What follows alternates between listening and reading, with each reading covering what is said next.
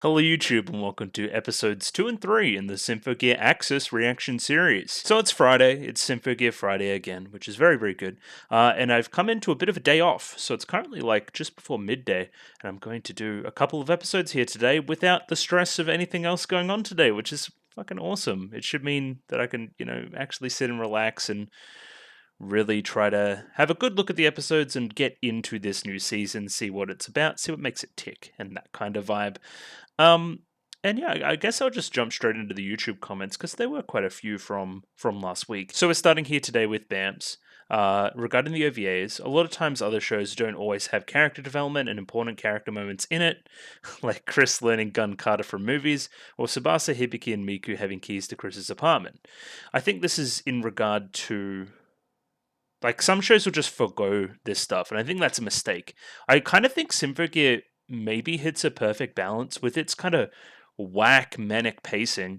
So we're gonna get through the plot very quickly, and we have all the advantages there. And then if you watch the OVAs, you get all that little character development, little OVA-y goodness to give the characters some extra depth, just a little bit of, character to your characters. They're not just simply plot machines. I think they hit a good balance for sure. Next comment here by Trails to the Plus, and it's a longer one, so we'll get into it here.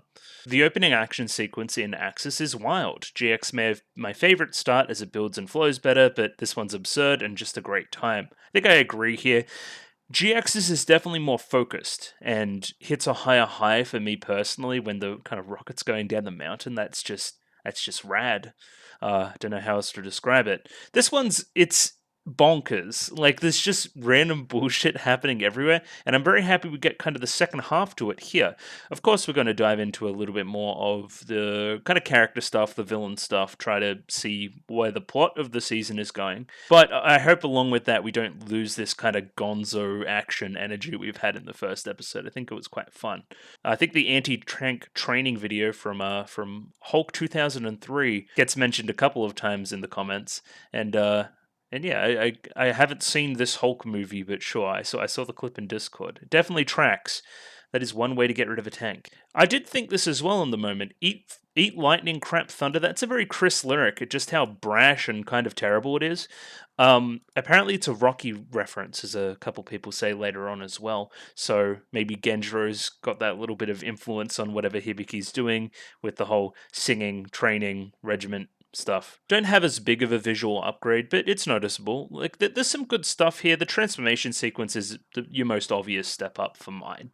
Like it's just an more better animated version of the one in GX, which is both simultaneously impressive and a little bit disappointing. I was hoping for a few more design changes there, but I don't know. At a certain point, it's the series, and we get what we get, you know. I'll keep a further eye out for backgrounds, but I think effects, just people being on model. There was a little bit of kind of Miku arm movement that I saw in episode 1, which was like, oh, that's bordering on really good. Like, and Symphogear isn't an animation showpiece at all. So seeing something like that is a big step up for what we have going on. So yeah, we go from having one alchemist in GX to a whole squad, and they make a pretty strong impression. They were singing German, so it wasn't stupid for not understanding their English. It wasn't English, and from some people, I think some people talk about it later, that actually know German, it is terrible German, like worse than the English. So, I mean, what are you gonna do? They're just having fun. On that subject, I can confirm the ED from this episode will be showing up in a future episode, so you can read it with proper context then. Beautiful. So I don't need to worry about going back and looking at that song from the end of last week. Sanjaman's suit is excellent, very stylish, frilly on the outside, or frilly on the inside, excuse me, while staying simple and functional on the outer layer. Cagliostro, I want to say, does indeed appear to be going commando. Okay, so from this we can imply some names at least. I think it might have been Bamps on Discord, let me know which is which as well. Sanjaman's the one in the middle, right? And then Cagliostro is the one with the, she's that way inclined in the chest area, and Praladi is the frog one. I think that's okay. And I'll try to commit these to memory. I think it'll make more sense when they start talking interpersonally a little bit more. For me right now, they don't seem villainous. That villainous aura. They don't have that kind of Fine vibe. They don't have that Ver vibe. They have they're a bit fun right now. I think they may be serving. They mentioned a director, yeah, that may be a little bit more nefarious. Somebody involved in the Bavarian Illuminati potentially. So that may be the kind of villainous, really villainous angle we go for right now. Their designs and they're too. The designs are too good and they're too charismatic for me to hate them yet, but they haven't really even done anything, so give them a chance, I guess. And yeah, the song uniforms are great. Color-coded neckties I need to look for as well. So yeah, thanks for the comment there, and moving swiftly onwards to CKODs. Biggest immersion break in the series right there. It's a good thing the UN acted fast. Ha ha ha. Yeah, that wouldn't happen in real life. And a little bit of helicopter lore here. They actually picked a helicopter where maybe standing on top of them would have worked, so that's good. And Cags, I'm imagining that's Cagliostro. Didn't see that voice coming. Yeah, I was kind of expecting a little bit of a deeper, more sultry tone, but that's not really what we're going for. A little bit more Genki, which is okay. I like Genki. Next comment here by Bonnie. I bet ninja kites, flying gunships, and giant Mesopotamian snake spirits were not on your Symphogear bingo card. Yeah, it was a little bit out there, but most episodes of Symphogear are. Ogawa on the front lines taking out militia with ninjutsu techniques. It's just awesome. I don't know. He's a ninja. It's cool. Yep, we got the 2003 Hulk tank stuff going on there. Hibiki definitely fucked them up. I'll say that. Yeah, Tsubasa didn't crash her bike. That was good. I liked that as well. And then, yeah, I was trying to talk about grounded physics in Symphogear, and then even in the moment, I was realizing that's kind of a mistake. Like, you can't like platform a jump on missiles going that way, this way. Like that just doesn't work. But of course, we don't care about that. So yeah, the XDU stuff, which is the game, the kind of stuff I was mentioning at the start of the last episode, generally supplementary to the new season. Seems as though it is just kind of, sets up a couple things. It gives you a certain expectation about where things are going. I do like that I did it because I think I would have been super lost without it. Super, super lost. So, and now I'm not as lost, which is good. Yeah, the Bavarian Illuminati, I didn't think it's a retcon, no, because I have noticed the term. I went, that's weird. And then I think somebody mentioned to me, it's later stuff. And then I'm like, okay, cool. Yeah, a couple times throughout the series from memory. This was surprising to me. So Elf9's VA is still the same. So it's not Carol's VA. It's not Minori Inase, I think it is. And her line delivery just sounds more confident now that she's not like a meek person and has like a seat now on the bridge, which is nice. So yeah, that's good. Elf9's going to be able to pipe up more and do that kind of thing. Like, yeah, just projecting voice a bit more. It's good. I don't think I'm going to be adopting Illumin Hotties because that's just kind of terrible. Everyone's got terrible nicknames in Symphogear. I'm sorry. I don't know. I'll just call them like the new crew. Sure, that'll work. Yes, this was another question. So first season opener without a concert. That's a little bit disappointing because I really enjoy the concerts. Maybe there's one coming later in the season, or maybe that's just wishful thinking. Yeah, it's a different structure. Yeah, so we're not basing it around a concert and the ramifications from said concert.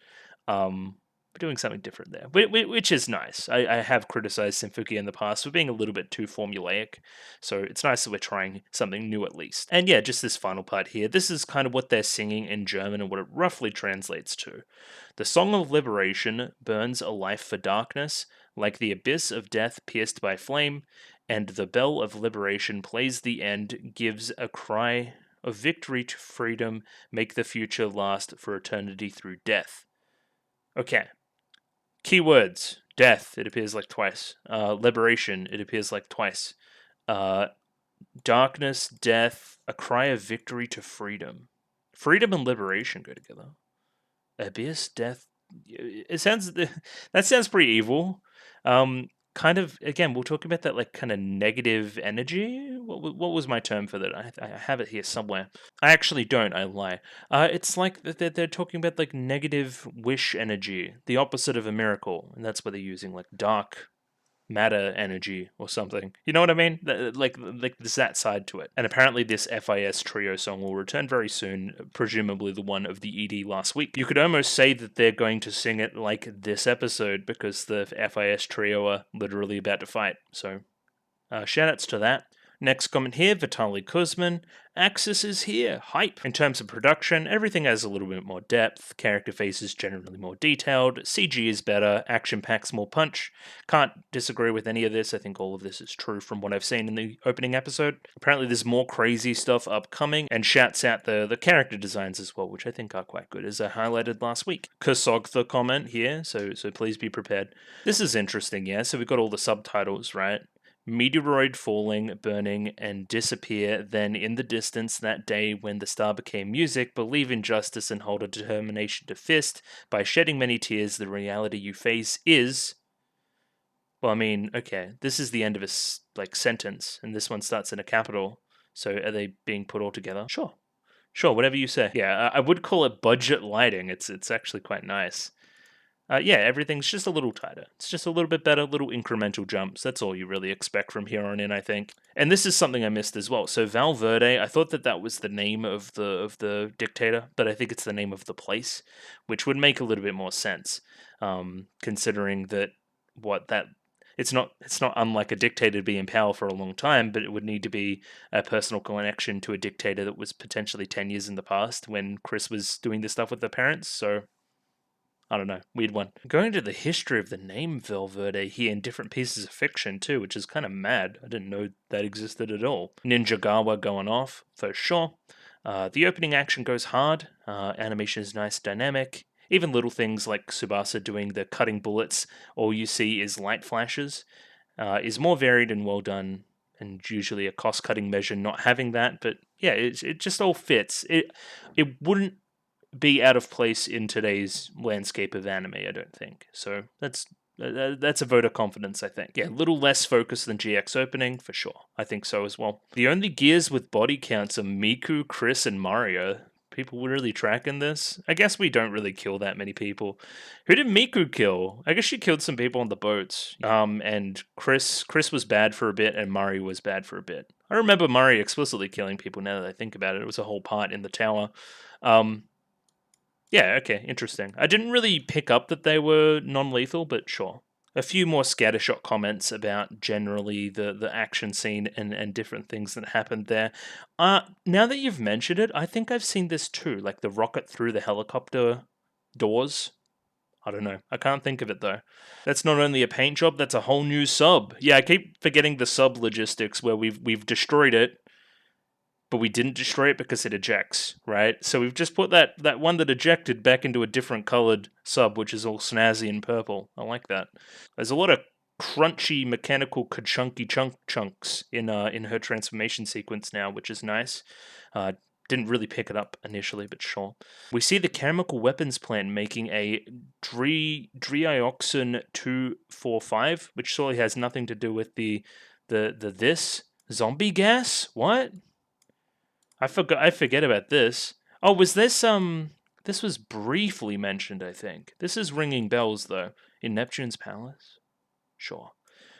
We doing zombies? That'd be insane. Never ever has evil been so sparkly and fabulous. As for the English or other language thing, it's both. They're singing very bad German. Cool. And yeah, this was funny. He got like a Windows update on his computer and then like ruined the mission. I thought that was kind of funny. I'm not even gonna go here, but sure. Like, yeah, we're going into some Aztec stuff. I guess we are in kind of Latin America there. The ED today is Senritsu Sorority and does come back later, for sure. I'm going to say this comment is by Dobbly, something like that. I like the cartoony parts of the tank fight, trying their best to show all the attacks being non-fatal, because we're the good guys, we can't kill people. The Bavarian Illuminati is here, ready to fuck shit up. I mean, revolutionize the world, hopefully with frogs. That's kind of like a frog, that's like a dinosaur. Because frogs are cool. I agree, frogs are cool. The guys in the truck by the river having a really bad time if they survive that Hibiki punch. Yeah, again, non-lethal. And now we get into the opponents of Genjiro's training methods. Conceptual weapons, things powered by belief. I think a lot of this is where the show is going. Like, kind of a little bit more energy-based, a little bit more feeling-based, putting kind of what has been a little bit under the radar in Symphogear to the forefront, which is we can literally manifest shit if we believe hard enough, you know? At this time code in the picture-in-picture, Tsubasa unleashes her true blade, a truly anime-sized sword, and slices the ship in half, and it slices it to snip the baddie's sunglasses off. Where do you see this kind of shit? In cheesy action movies. I believe that Genjiro's training of the girls and his action movies make them believe they can get through combat without having to hurt people. Okay, so they're kind of manifesting old action movie energy into what they're doing. That Genjiro movie regiment is capable of influencing the girls. How do they fight? And it helps them from hurting people in the process. I think that, yeah, that's very hopeful. It's a very hopeful look at what we have going on. But I can't say I disagree yet. It also explains a lot of the action movie references, but again, they could be external to the show. I'd like to see you react to the intros of XD Unlimited. Okay, I'll tell you what I'll do. I'll hit up Discord right now and get a link to those and maybe do them at some point during today. Cool, so that's done. We'll hopefully get a little message on Discord quick smart. And last comment here by Ray Shadow. Elf9's voice most definitely isn't the same VA as GX, not Carol's. So yeah, it is the same as the original Elf9 VA. It's not Carol's VA. Hope you have fun with the season. I hope I do too. In saying that, I don't think I'm going to go into that much recap stuff and ideas stuff yet, because I don't think it's really out there yet. So we have some Chris stuff going on. We have some Chris setups. We have our evil team. They got a girl with a thing on her eyes, and she was in like some crystal or something, and that's seemingly important to where we're going. They can also summon weird familiars as well. We are helping a UN operation to get into this country and blah blah blah blah blah. But it's also kind of a weird false flag thing for the kind of evil team to come in and do their thing. So they've been kind of pulling the strings, as we've seen from Symphogear XD. So that's kind of our jumping off point. There was a car crash with kind of Blue Friend and Fujitaka, I think his name is, and they're off rolling. They've crashed, but now the FIS trio are here to save the day. And that's our jumping off point. So looking forward to this, looking forward to a new opening, a new ending, all sorts of stuff there. So I'm just going to bring it up now. Just my show stuff first, actually. If you like the video, consider liking the video. If you like the video and you want to see more, consider subscribing to the channel. Comment below anything you thought about the episode, anything I could do to improve my presentation, comment below. I'm doing follow for follow on Twitter, so follow me on Twitter if you'd like me to follow you back. And the Discord, join Discord.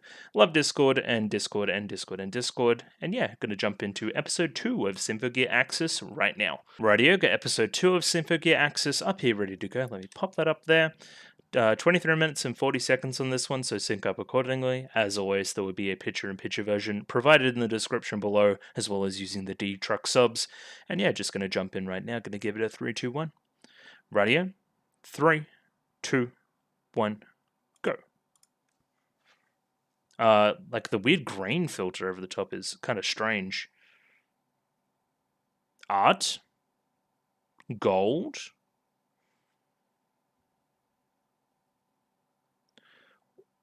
When is this? What is this? Okay. Refuge in spite of our defeat.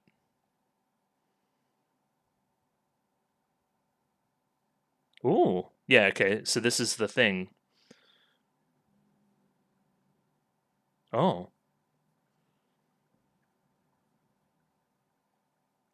Sure.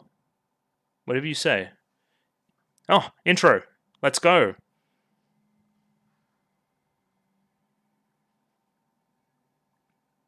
She's cool.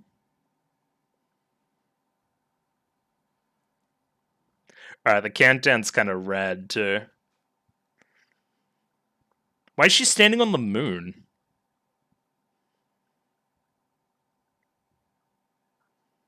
Oh, she's cool. Look at that Genjiro shit. Of course.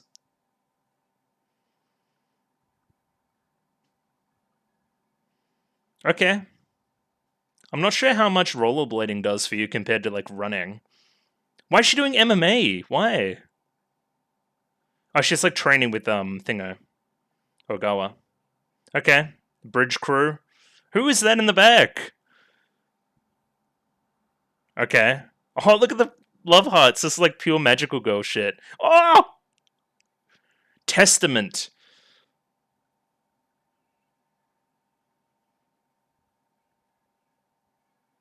Why is she on a spinning top? Oh, yeah, that's... Yeah, look at this shit. Yeah. You magical girl fiends got your hands all over this one, don't you? What's the big hammer? It's cool too.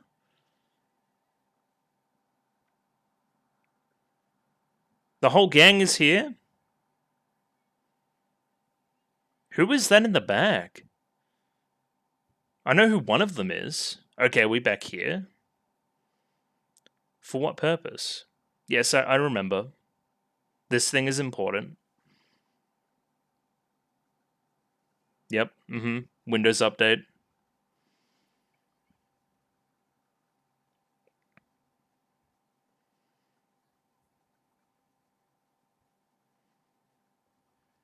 Of course.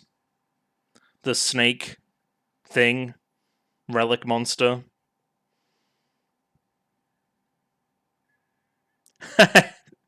Yeah. Not for long. Alright, where my FIS goals at? How many kills do we need? We're going to revolution, baby. Agatlam.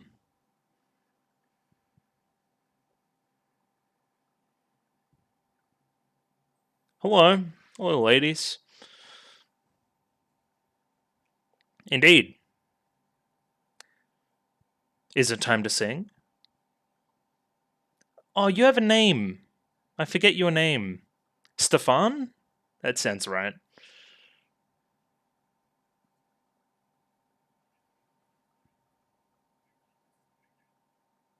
Good. Yep, okay. So the last thing a linker was used.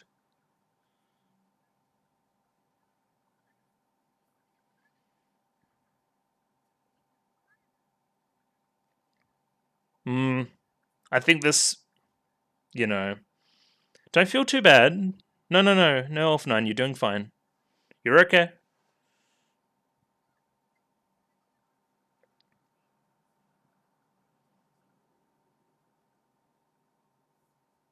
Yeah.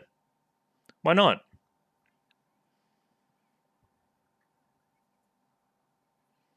It's time to sing. Hello. It's time. The music too. Regaining control of history.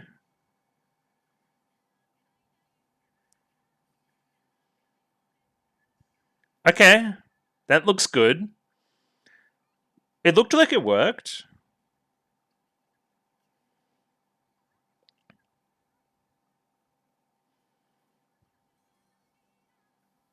Okay, more alkanoise.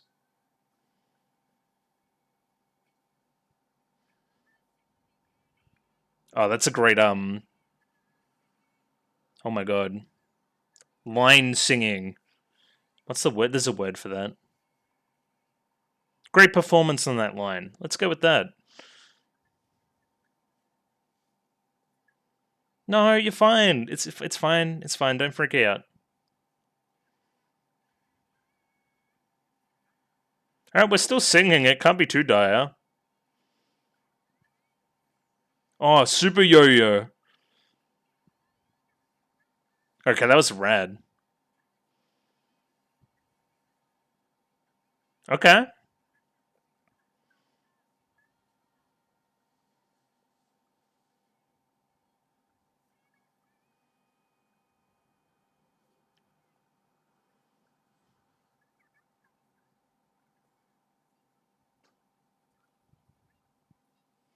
Whatever you say. Yeah, just take it out in one hit. It's easy. She does look rad, though. She's an airbender?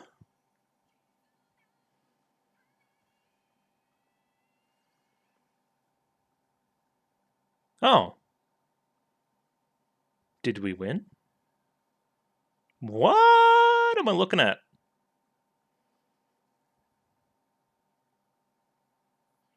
I agree. That look like some weird time shit. Oh yeah, they said they were going to change history or something, yeah?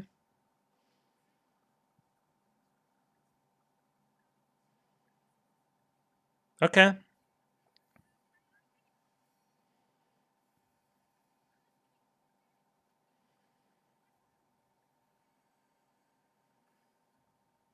Got ya. You'll be okay. You'll be alright. You'll recover. I trust your healing abilities. What the fuck am I looking at? Oh, is this a sibling, maybe? Or the whole town?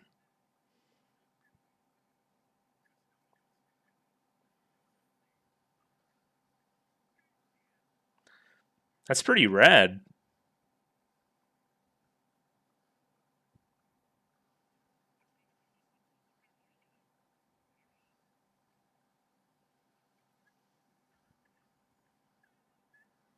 I like that these two are in the field. That's kind of funny. It most certainly is a stubborn serpent.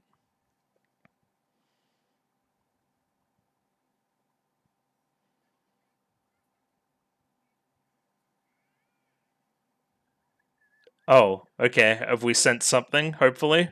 We didn't just group suicide? Oh! The train escape?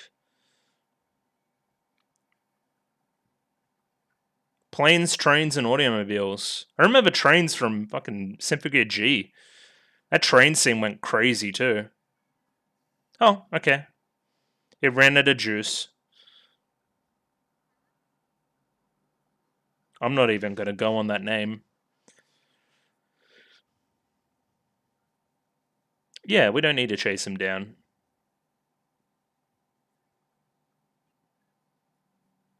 Tiki. I can remember Tiki.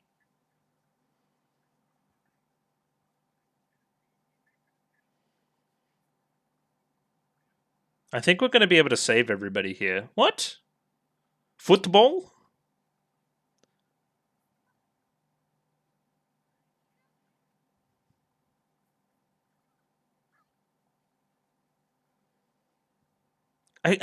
He just kicked a freaking football at his head and it was fine. That's funny. Okay. I thought we were going to get another transformation sequence. I was all hyped.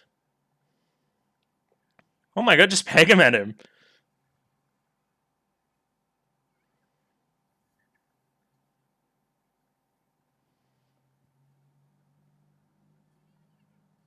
What a hero.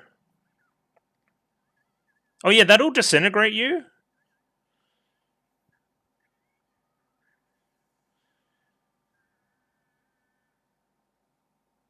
That's not good.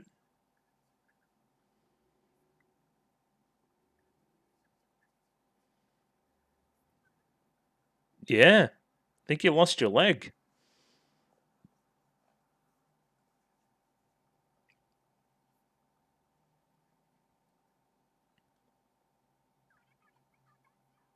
Whoa.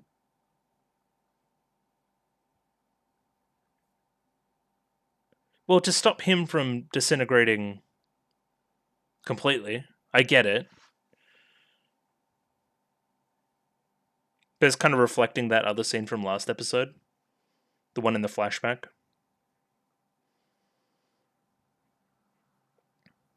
Data sample. I agree. It being invincible is pretty bad.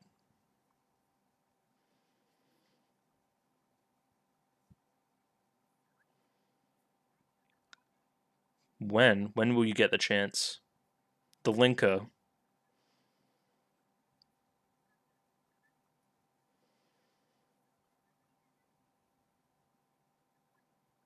You're no, please. Somebody just pat her on the head. That'll do.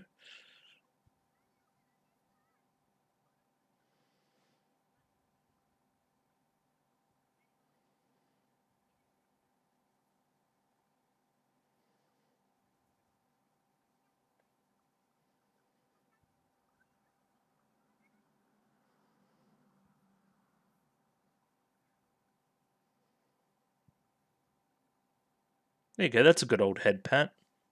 Okay. It's okay, Elf9. It's fine. We don't expect perfection. You're doing a great job.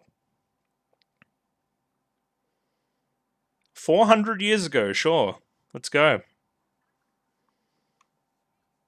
I love the dress.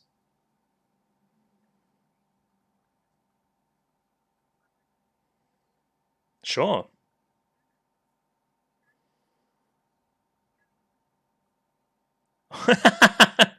Captain Fide. Hell yeah. That's kind of mad. Adam.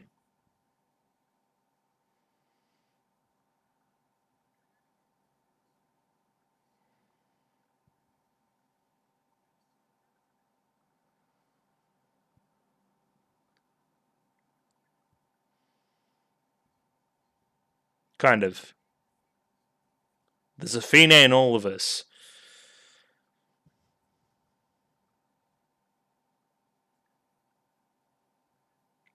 Yeah. Doll? Oh, she got a band-aid. That's nice.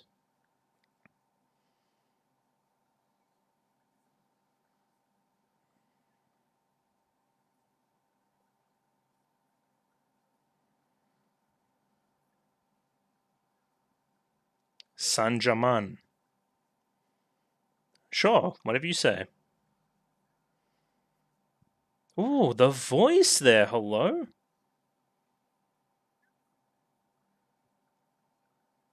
What's going on there?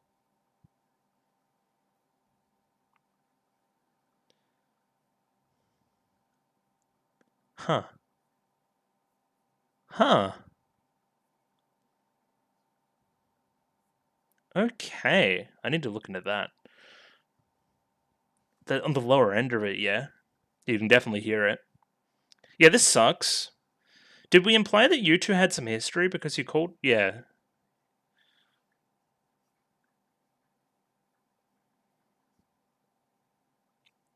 Sonia Vieira. Oh, so it's literally the same character.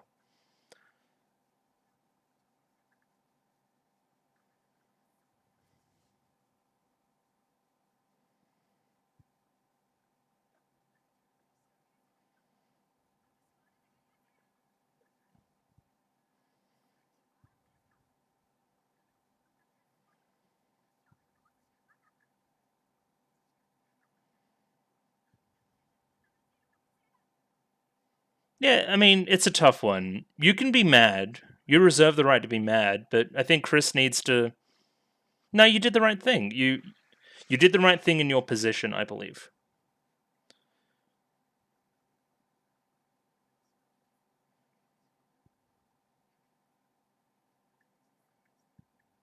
The music's beautiful, though.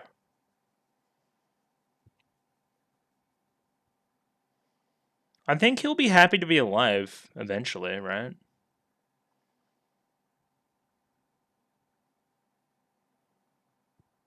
Handhold? We love a good handhold. Subasa desu.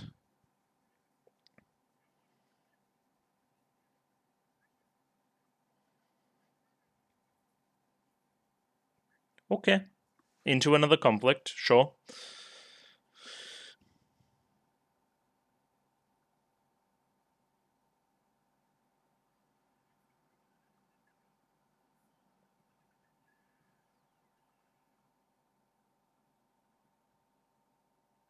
Weren't these things supposed to be on our side?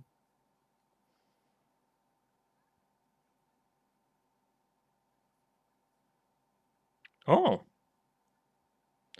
Thank you, Frog. Prelati, I believe. Okay. You got him.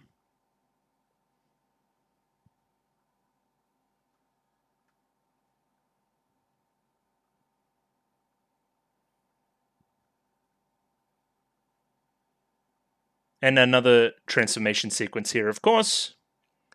The fabulous Mario this time.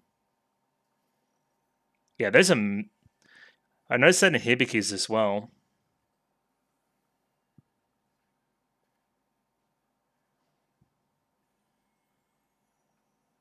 There you go. You got that new Serena drip on. Oh yeah, and this is the song! Okay.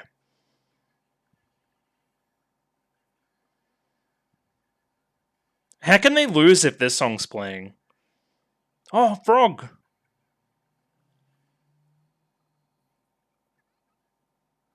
Yeah, we won!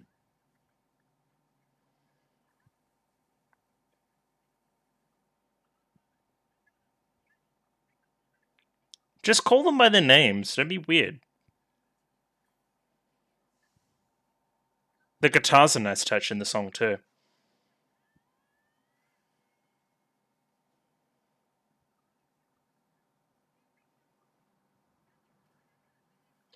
Well, that's really gonna ruin that beautiful face of yours or whatever she said. Okay.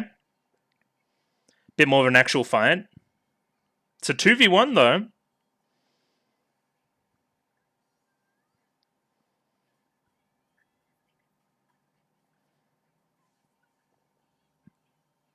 It was my understanding that she needed some supplementary stuff to get that monster out, but sure. Okay, danger. Not sync rates. Why does it matter for Mario, though? I thought she was better than them. Whoa!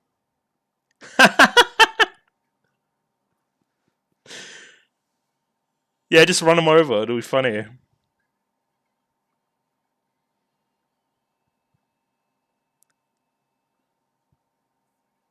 She's like not even trying. Okay, you guys suck.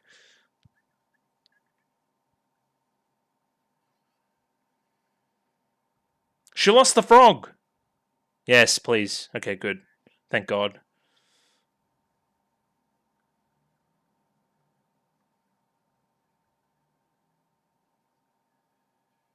Okay. It's time to pop off, Mario.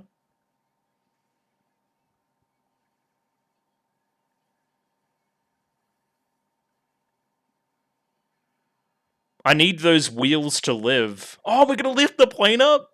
Okay, that's kind of sick. We love a pan to the bridge. All you have to do is buy time. I agree. What was that?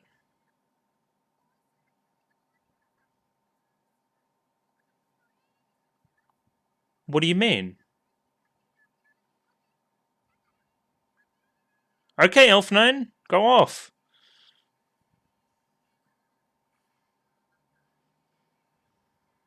What are these skis?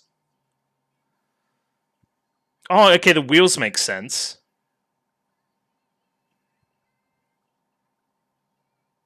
There's a building there? It better lift up very quickly. That's not... Okay, sure. Go off, Symphogear. Hit him with the Horizon Cannon. Okay. I can't believe they're fucking dead. Okay. I don't think we won, though. We saved the people, though, which is more important.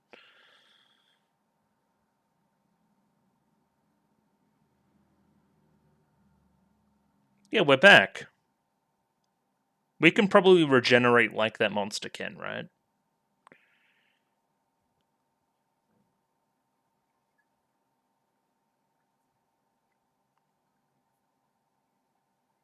Alright. Snake's back. You guys are fucked.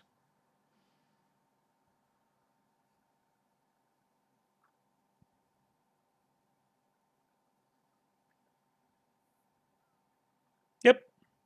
Yes way. Oh, okay. Hibiki's here to punch it. But what if it does? Yeah, just just win. Just win, Hibiki. Go. Punch harder.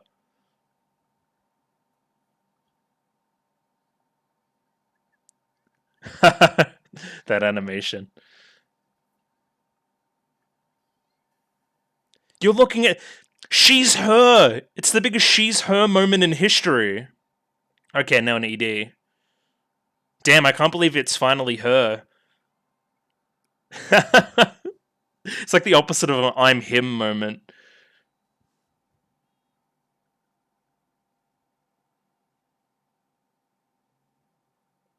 Okay, this is a very pretty ED. So go off in the clubs. I was still doing this silhouette thing with the colors. Yeah, that episode was kind of mad. It's I keep forgetting. Well, I don't. But Symphogear is just so much fun. Like, honestly.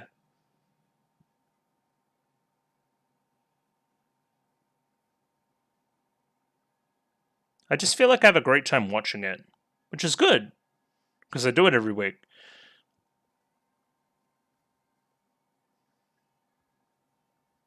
Futurism. Yeah, the instrumental to this one's great. And clearly got that Chris focus. Which is seemingly, if we're doing an ED based around it, it's seemingly a direction of the season. She's always got her roses stuff going on too. Okay. Roses have thorns, think of. And yeah, jumping into a little bit of a relook on that episode, I think. So before I do anything else, I've got a streamable up of the Symphogear XD first opening, one of them. It's also XDU, which is XD Unlimited, I think. Either way, I've got it up here. Oh, if I can get it up there properly. There you go. That's better. And yeah, I'm just going to hit play on this, and I'll link the streamable in the description or something. So yeah, no picture-in-picture, unfortunately for this one, I don't think, because I don't really want to download this, but I digress. So I'm just going to hit play. 3, 2, 1, go. Okay. Hexagon. Weapon. Okay, everybody's weapons. Okay. That's Hibiki. Oh! Okay, the song's rad. Kind of got a bit of that metal going on in the drums. Yeah, there you go, okay.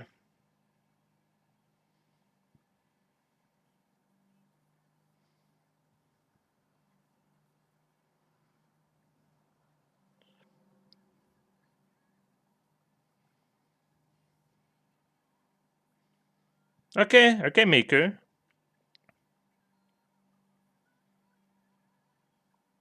Was that animation from the show? Oh my god, what's her name? Kanade. It's been so long. Bro, Top Dad made it in, really? Okay, what is that? There's some Fine there too. Yo! Miku? Okay, that's Carol. What is that? Hello? Ogawa just had like a stand? Why is Serena here?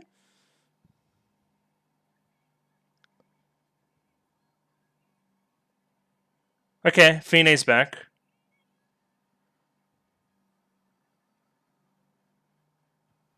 Alright, that's sick.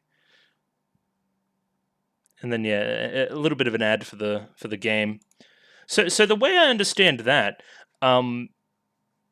it's like a mobile game, yeah? Is it a gacha thing? Is that why we have so many different costumes and stuff, or is it a little bit more story based, like kind of the cutscenes I saw before? I would imagine the former, in that it's Japan. They love their gacha, especially with magical girls. But yeah, that looked rad, but it also looked insane. I think like Ogawa was doing like Naruto moves. It was kind of fucked up, if I'm to be real. Like everybody's just in it. It doesn't matter if they're dead or alive or don't have a gear or blah blah blah blah. So what's the canon situation like there? Do we just like let bullshit happen?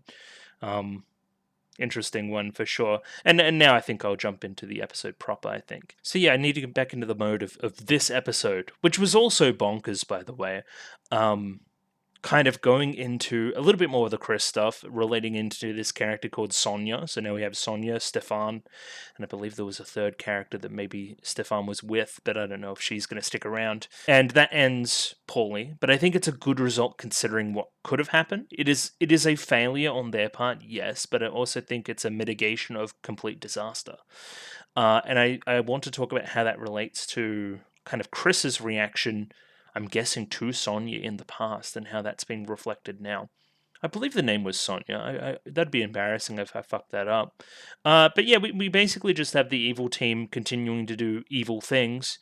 Kind of this conflict is implied to continue even beyond here because Hibiki showed up and then said, I'm the best ever that will ever exist, and punches a hole in the kind of time snake thing that was invincible. So, shoutouts to Hibiki, I guess. I'm just going to dive in and talk about some stuff because overall the episode's like bonkers, but there was also like a weird mini Elf9 arc that I'll talk about, like very small. There was almost like it didn't need to be there. But anyway, I'll continue to talk about it. All right, first thing we see, supposedly maybe refugees of some kind. Yeah, welcome to Valverde, again implying it's a location and not a man, which is good. Thank you for offering refuge in spite of our defeat. So obviously this guy's all banged up. They lost some kind of fight. I'm imagining refugees. Yeah, that would be my implication. And they found the Tiki, the important relic, who's maybe a girl, who's maybe a doll. We don't know. So this is a relic, one possessing tremendous power. Enough to shape history and realize the dream of the Welthauptstadt Germania, which sounds Bavarian Illuminati adjacent. Again, this guy's like a bespectacled guy that looks official, so I'm guessing he's part of the Illuminati. That would just make sense. And this is fairly long in the past? Question mark? It's got a like grainy filter over it, and they're all wearing like old timey clothes, like not even mid 20th century, like early 20th century stuff. The power of relics could be considered the fourth energy, that which will open the future to us. The fourth energy, like fourth dimensional. Is that what we're getting at a little bit with Hibiki just believing enough that she'll punch a hole in the snake that it works? Like the power of bullshit protagonist energy. Like that's what the comments were implying as well. So that's our lead in there. And then I think we just jumped straight into the opening, which is kind of wild. It was a good opening. Great song, of course, which I'll read the lyrics to now. Nana Mizuki singing her heart out and just stuff on screen. It just goes and goes and goes and goes. It's not a subtle show, Symphogear. No. And we don't care for that anyway. So fly with your song on the wind is our opening line, and then I think we get a genuine countdown into the rest of the opening. And seemingly Hibiki's like standing on the moon. And then is this the frontier in the background? It's just kind of drifting across. Like what is that? You have a dream so powerful it makes us break out from the rails our life follows. Yeah, that's tracking with what Hibiki's doing thematically right now, I think. Also, Hibiki was like literally training like Bruce Lee movies, like on in the background with Genjiro. So that's just rad. By that same token, we have Tsubasa training in a very traditional Japanese manner, and then Chris doing some archery, which just tracks. We give ourselves to the gushing emotions. Can justice give us the answers we seek? I don't know. Has in the past. Yeah, everyone's just doing training. Like I think it was Shirabe was on like roller skates. Kiriko was having a run, so they're together, obviously, because they always are. And Mario, just doing some, kickboxing, some MMA stuff. It's the new Ronda Rousey. She's gone crazy. Oh, like also training with Ogawa, and there's like 3 of him for like a frame. Look at this. How many Ogawas does one person need? We will advance, spreading the love we believe in, blasting through the world like thunder in the silence. So we had like 3 hearts, which are clearly what we're getting at with the 3 alchemists that we're fighting at the moment. They also like covered in like thorns and like bad shit, so they're like bad implications to them. Just get a flash of a bunch of characters here. I want to talk about this character in the back. Is that the kind of Tsubasa granddaddy, or is it somebody else? Yeah, just like kind of in shadow in the back, but also like kind of turning their back on the rest of the team, but also implied to be on this side of the conflict. So I don't think that they're the evil team, but they may be conflicting the rest of the cast based on this visual design. And then we have these three, and the kind of tiki in the background too. And yeah, this is like, correct me if I'm wrong, this is like straight up classical, like really traditional magical girl stuff with the hearts and the wands and that kind of side of it, right? That kind of card captor Sakura type energy to it. Again, it's not a genre I'm well versed in, particularly, so I can't really comment too far. But to me, this just looks like pure camp, and I'm kind of here for it. Okay, and then we get three designs. Okay, let's break these down. Praladi, the hammer. The hammer situation is fantastic. I love this. I love everything that I'm looking at right now. You look like a Power Ranger. It looks ridiculous, and I love it. Sanjaman. I wish you wouldn't point the gun at me like that, but sure. Kind of fitting the traditional aesthetic that she has going on. Very traditional armor set. Kind of got that real knight stuff going off the back, flowing off the back, right? Kind of similar goldish plus color scheme they have. Is that a purple and gold on Cagliostro as well? Who is got the cat thing going on, which is, you know, very Japanese. And as the rest of her character design is, not wearing a lot of clothes, which is fine. Go off. You feel comfortable when you're fighting. Do what you want. So I'm sure we'll get a better look at those character designs going into the future, but for right now, they're just great. I want to see these characters fight like they're fighting in the opening. I think that'll be fucking sick. Our lives might burn to ash, but our hopes live on, casting its light on the future foggy with grief. Yeah, Symphogear stuff. And there's just like pure, unadulterated action going on screen right now. Like, look at this, is just sick. I don't know. She's doing like karate move. Hibiki's obviously like in a better place this season too. Like, she's just fighting, which is good. Yeah, this into like this pose with the love hearts, glorious. It's glorious. The world may abandon us, shooting us with arrows of solitude, but they can never extinguish the flame in our hearts. And kind of like the line about shooting arrows as Chris is shooting arrows, and then Maria's loading up too. She's got like a rail gun or something. That's fucking sick. I will always sing for you a song of love. I wish there was more of like a frog aesthetic to a kind of costume, though. I think that would be rad. And big old hero shot to finish the opening.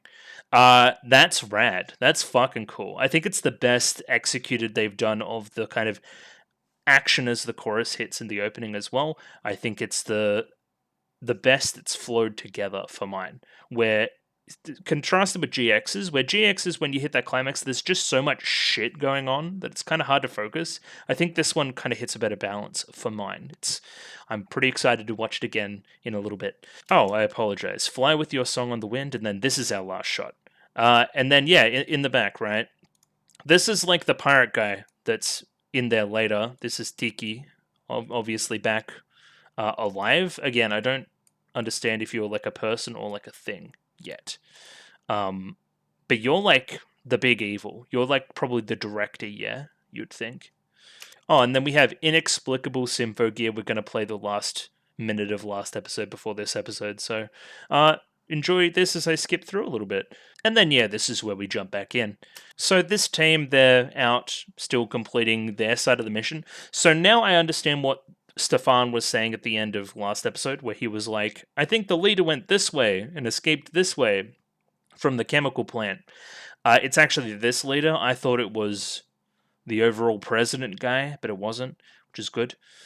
And these guys are learning about the conflict between Maria and the alchemists at this moment as well. Kind of linker, they're using their last bit of linker, blah, blah, blah, blah, setting up that side of our little thing, setting up probably that Elf9 side of it as well, not being able to figure out the whole linker thing before this moment and feeling a little bit guilty because of it. Yeah, here it is, right? Like, listening to Tsubasa's dialogue there, right? We can't go help them because we have our own mission, and they may fail because of the linker, and then that was Elf9's job, and Elf9 gets down in the dumps about it and needs to be picked up multiple times this episode. And then super head pat by Dad, which is good. And yeah, we have to believe in them, right? Is this where we're going? Like, unshaking belief in something and causing it to happen? The unleashing of belief energy? as opposed to like despair energy, which is the other side of it, I think. And that's all very like two forces clashing type vibes, you know? Again, it's just like the power of good to win being manifested into something. I think that's overall what we're getting at and why belief is such a big theme this season so far. So we get a couple of songs this episode, kind of 4 in total now that I think about it. Opening, ED, there's this Maria solo song, and then we have the FIS girls songs towards the climax of the episode. We're planning a revolution, regaining control of history has always been our goal. Seemingly, that's what we're trying to do. Seemingly, there's some stuff with like, we took it back to a point where this had no longer happened. We're changing the kind of state of whatever object we can use it on, right? Is that kind of our power here? Is that part of our power? Is that how we're trying to expand the power and essentially take over the world by changing history? How many tears do you have to shed? How many times have you fallen apart? This is Maria singing, by the way. This strike here looks like it does some pretty good damage to the snake thing. I don't know why this didn't work. I guess it's like invincible, sure. Either way, those numbers mean nothing. All the tears and all the times we've tried. We still must continue. Cast off your pride, your gaudy adornments. Let's get naked. Sure, Maria. I was with you until the naked part. Gaudy adornments. Show us your real person. Take off your disguises. Show us who we really are underneath. But also, let's get naked, sure. Clenched fist, steady sword, ready bow. My friends forge ahead is showing me the way. Yeah, they do. All those people now are your friends, symbolized by each of those weapons. That's nice. I guess in the background we're just seeing, like, there's a bunch of Alkanoids and we're beating them up, and also intermittently, like, these two are left with the Alkanoids. Maria takes on the big snake. The big snake's obviously the more pressing force. We've been in enough noise in our time to know that it's all going to be okay. Again, like, I thought we were feeling better, but now she's feeling bad again. This is kind of a cycle we go through with Elfina in this episode, and I just wish she picked herself up out of the dumps. You're doing a good job. It's all going to be okay. Songs turning tears, sorrow, and pain into power to know the true meaning of strength. At this moment, it's like, where the hell is Maria? Is she, like, being eaten? That'd be bad. To know the true meaning of strength, I accept my weakness and soar through the here and now. What's one more scar to 1,000? Proof I don't run away. Even when I'm beaten, I accept it and stand up again. It's a very hopeful song for Mari, yeah. It kind of makes it weird that she doesn't win, right? In the end, it's just kind of some bullshit reverse magic, and then we're back to square one. Like, this feels triumphant to me. Like, show the world what makes me me. What could be a better sentiment than that we need to push forward to win? And I guess they do save their two friends, so that's good. But I thought that this should result in a win based on what I think. I guess that implies that our evil team are pretty strong. And we're going to push for one final chorus as we need to take it out in one hit. I have my way the way I am. I'll protect them to the end the way I can. Is that bars? I swear by my silver arm for those I hold dear. And yeah, we seemingly, like, shoot like a lightning tornado into its mouth, like Avatar Aang style. And yeah, this is like it, like, shielding and regenerating, I believe. Yeah, and then we see this, and this is like, for me, this is like, you need to pick the point in, like, the DVD you want to go back to when you're watching one, right? And they pick a point where it hadn't been destroyed, and then it just regenerates. That's what I'm seeing in this anyway. It made it never happen at all. This is like a kind of, what's the word? Like, proving a hypothesis that this actually works and we can take this elsewhere. Alchemy has resulted in the attainment of divine power. You're like a god, right? You can pick and choose, you know? And then we're peacing out, we're running away. This is too strong. If it could regenerate like that after, like, my final big attack, then we're fucked. And then Cagliostro gets a little cut on the cheek and it's like, oh no, and this beautiful face, no. Okay, question marks on her voice, right? I never do this, but I might go and check a VA or two. Hang on. Okay, this is the VA, I think. I'm not familiar with anything that he's done, and this was the interesting part I found. A singer and a new seiyuu since February 2011. His voice is very feminine, which he had a complex about. However, he got used to it because people like his kind of unique voice. And then, yeah, okay, cool. So you could kind of hear it in the bass of the voice. It's a male VA for a female character, which you basically almost never see, which is very cool. I actually think it's a nice touch, especially for somebody as like fabulous as Cagliostro, right? Yeah, I guess so. Quick little shout out there. That's very cool. All right, and then we see this guy, and he's got like girl. What would you say? Kidnapped. The whole town's kidnapped basically by Alkanoids. He's kind of off the deep end. Everything's falling down for whatever regime he's a part of, and he's just gone psycho. He's doing psycho shit. So we see Stefan run away there. Presumably he goes and gets the football and gives them an in. That's kind of funny. So we're still being pursued by the snake all the way to this cliff, and we need to make a choice, right? Are we going to go off the cliff or fight the snake? And Elfenine gives the word that it's time to jump, because there's a plan, of course. Basically, we all piece out onto this train, and it's okay, right? It still seems like it's coming for a little bit, but eventually it gets pulled back in by Sun Jimand there. We confirmed the attainment of divine power. That should be good enough for now. We don't need to chase them down. We'll just simply pull the Symphogear users back in somehow. Because we need to prioritize retrieving Tiki above everything else, because, again, she. Is it a she? She is very important to what we have going on. And there's Ronaldo, kicks the soccer ball at his head. Sue. And that's very quick too. Okay, because we hear somebody from the crowd yell out Stefan, and then that's Sonia, and then Chris quickly looks over, like recognizes the voice. And then, yeah, we're going to beat ass for a little bit, right? However, this arsehole, he sees them running away, and he's going to throw a bunch of Alkanoids their way to try and stop them. Just out of pure spite for getting hit in the head with a football. Like, one of the Alkanoids immediately grabs onto his leg, like he's fucked right now. So we need to make a choice. And Chris makes a choice, and I think Chris makes a correct choice. So yeah, we have a casualty among the civilians. It's Stefan, and his leg is gone.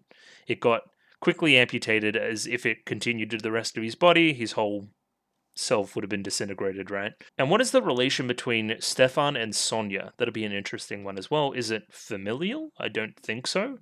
Is it just that they're part of the same community and that's why she feels so passionately about it? Is it based on their previous kind of interaction that this is powerful for Sonia as well? It's your fault that my brother... There you go. Okay, it is familial. Okay, I missed that. So yeah, this reflects the scene we saw in the previous episode where Chris kind of turns around and snaps at Sonia because her parents are dead. And now her brother's lost a leg, and there's a similar kind of difference going on here, right? They're meant to reflect each other. They're meant to reflect moments and similarities in the relationship and the lives of these two characters. We're back at the bridge now, we're having a little talk. Elf9's going to feel down in the dumps again, and we've got some data that we retrieved from what we're going on that the other two are going to look at. Look at her, oh, she's so sad. If only somebody would pinch her cheeks. Oh, it happened. A little blush too. Beautiful, love it. Thanks, Mum. Mari is just Mum.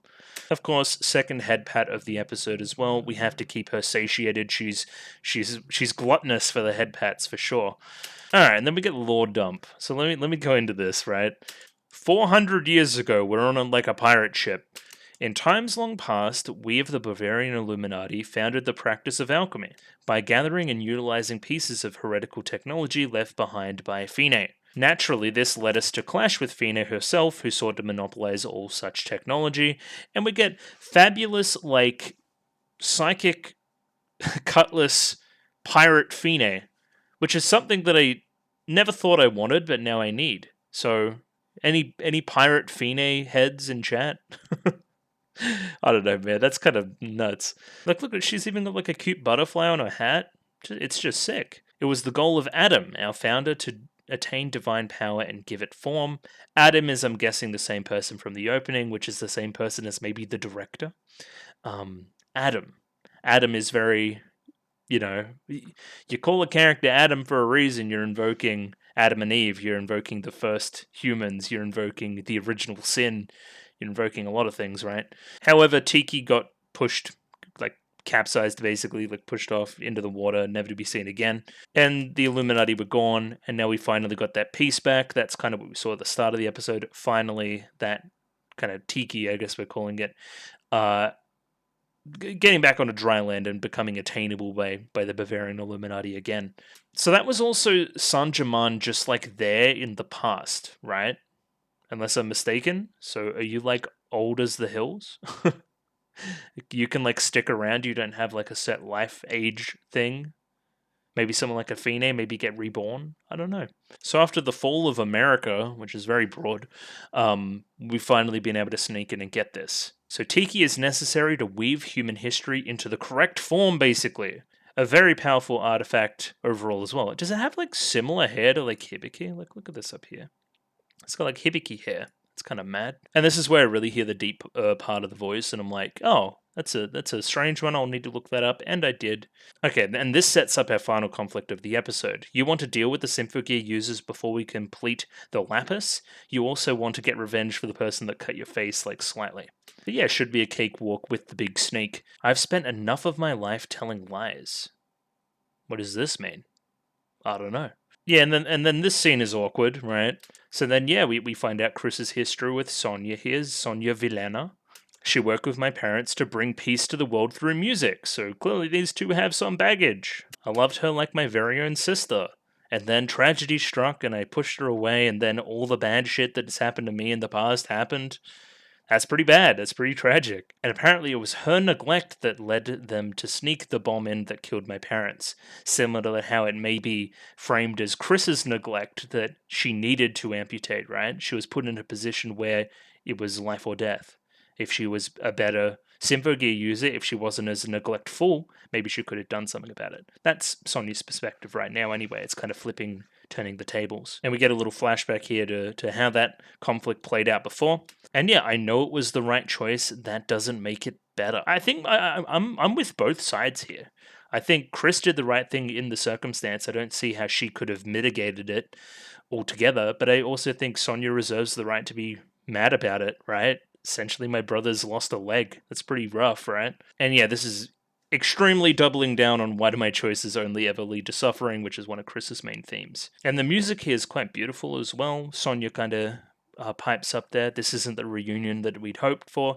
And we end the scene with Chris holding Stefan's hand, giving him some amount of, well, I guess, care in this situation, yeah. So essentially, the evil team is now running amok at the airport, and that sets up the final conflict of the episode, where we're going to send the FIS girls in there to save the day.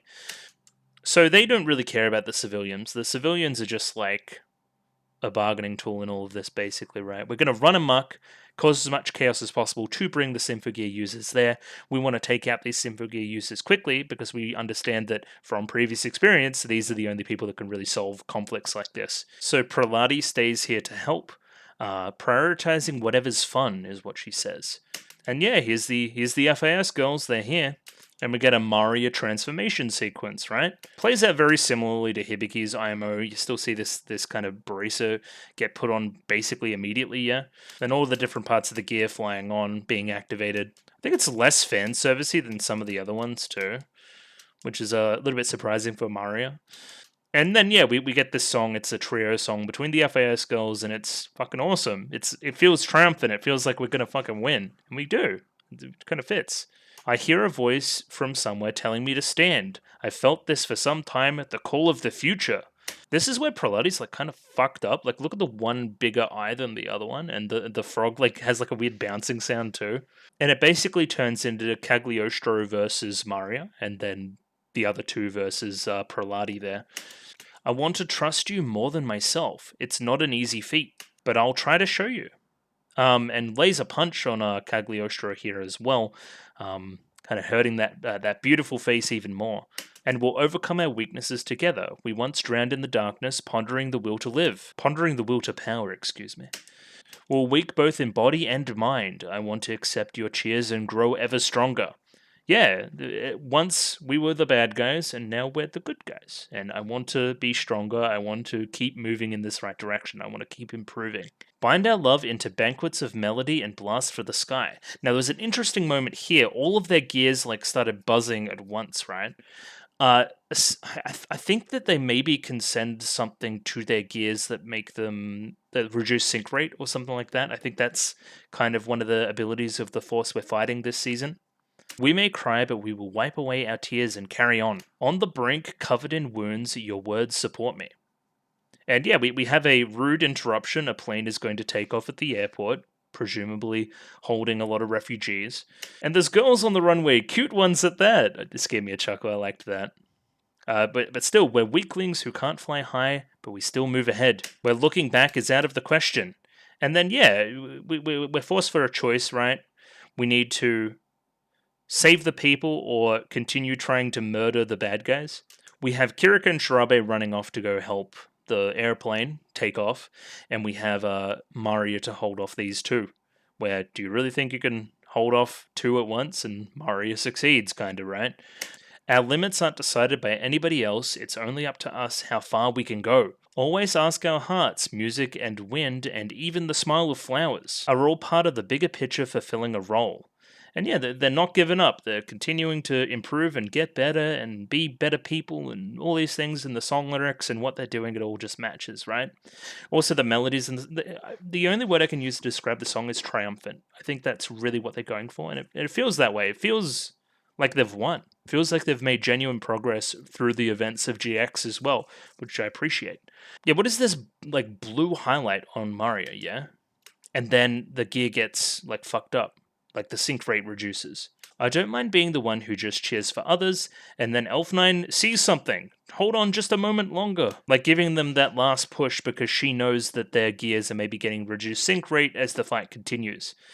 You know, Elf9's words inspiring them to continue and be better. Just keep moving and we can eventually get over the past. Sadness and pain mean nothing if friends support you. True! Events of GX happened, it's true. I guess I should explain what's happening on screen. They're trying to, like, part of the wheels of the plane have been, like, destroyed. And of course, you can't gain enough speed to take off. So now we're just going to run into a building and it's going to be terrible. So what we're trying to do is, you know, get them enough speed and elevation to take off the plane through giant wheelies, essentially. We sing, we help each other and share one dream. We hold it dear in our hearts. And yeah, we win. I think this is a way more focused scene in comparison to the first episode. I really enjoy this. I think it's very different where this one's trying to tell you something about the characters and their priorities and what different tactics they use and that kind of thing. Where the other one's just meant to be overwhelming hype with like we're back, bitch. But I definitely prefer these ones. The one with a little bit more focus on one thing rather than just going for pure spectacle. I don't know. Maria hits him with the Horizon Cannon, and it's implied that they, like, should have died from this. Like, look at this massive-ass explosion. Like, they don't have a scratch on them. Clearly it's something to do with the same regenerative power that the snake had. So they're back, not a scratch on them, and our girls are out of juice, so what gives? Yeah, and the snake is back, and it's looking evil. Cue random flying meteor Hibiki who's going to jump from nowhere and punch it. And apparently that's not going to work. But au contraire. And yeah, it defines logic. Fist 1, reason 0. Like, we're just going to win. We don't fucking care. We have the power to do the impossible here. So what's going on? What happened to that whole invincibility thing? And I love this little piece of animation on Cagliostro there as well. Great little bit of character. Hibiki lands. You're looking at her. The hypest they've ever been, bro. That's so cool. Like, I'm him. That's what she's saying. I'm him, not you. This is the biggest I'm him moment of all time. Like, this is just rad. I don't even care. That's so cool. And then we jump into the ED now as well. So yeah, banger end of the episode. Oh, and I need to move my camera because the subs are in a poor place for it. So yeah, Chris sings this song again. I shared it at the production in the moment. I still think it's really good. Keeping that tempo high, kind of that electronic style production. Just a banger, really. And Chris fulfills her end of the bargain singing-wise as well. How long will it be before I can accept both the good and the bad? I don't know, Chris. It's been 4 seasons. Got kind of rose petals, roses, flowers as our aesthetic here. Also a lot of shots of silhouetted characters. Just really going into Chris's past and how that affects things, right? Because Chris's whole thing has been roses and rose petals as well. So yeah, a lot of Chris focus this season, if this ED is to be believed. When I let my heart look at the world in front of me, all it sees is hardship and darkness. Why do I keep going, nevertheless, with my determination frayed and useless? I want to forget, I'm allowed to forget, but you don't. The shattering of the glass here and the silhouettes of both the family, and I'm guessing this is Sonia and Chris. But I can't forget, time does not stand still. Are we going to try to mend this relationship over the season? This is seemingly a lot of the direction we're going silhouette-wise. Where I step, I leave behind the searing footprints of my passion. But in this one, you're stepping and you leave some growth there, right? You leave some life, right? Not what you're saying in the song. It burns a path for me through this ruin of a world. I still have no answers to my sadness and my mistakes. All I can do is walk straight along my torturous path. Again, what is a rose? A rose is very beautiful, but it also has thorns. It's a pretty simple metaphor, right? But it explains Chris. She's still pretty prickly to outsiders. She still has a lot of, baggage going on. She can touch to hurt, but she is also soothing and all these other things, right? Multifaceted human Chris is, And yeah, that's where we end off, yeah. And yeah, that was a bang episode. I might take a little break to eat something and then come back and gobble up episode 3 and see what I can see there. I went back from our little feed, ready to watch episode 3. Let me full screen this and then pop it up on screen. 23 minutes, 40 seconds, very consistent. And yeah, I'm just going to give it a 3, 2, 1 and hop right in. Hibiki's going to punch someone, I think. So that's exciting. Ready? Yeah? 3, 2, 1, go. Yeah, there she goes. But it will. It will work because I believe it will work.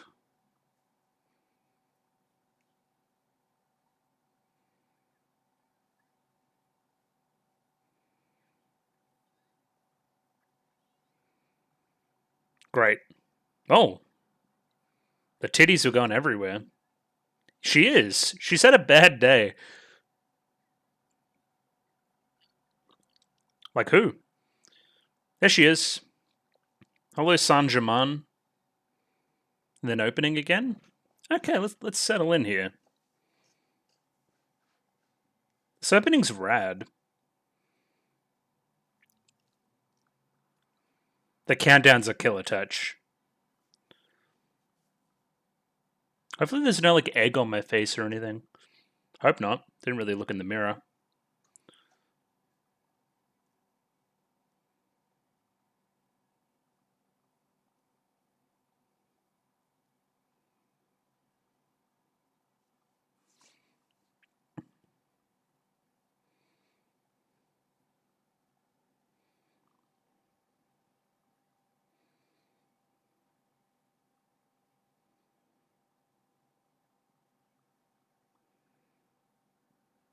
Yeah, the whole bridge crew is, insane. Yeah, I still want to. Are we going to see their transformation designs now? Because I want to see them fight. Because look at them, they're insane.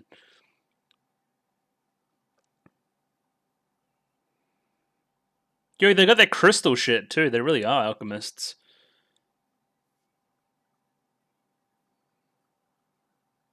Yeah, where's the frog? Frog hammer girl. Yeah, shoutouts. She's riding the lightning there too. That's kind of crazy. Yeah. Look at Adam up the top there. Oh, what? That's not where we were. It's not where we were at all. Okay, this is a flashback. Classic Lydian moment. We're singing.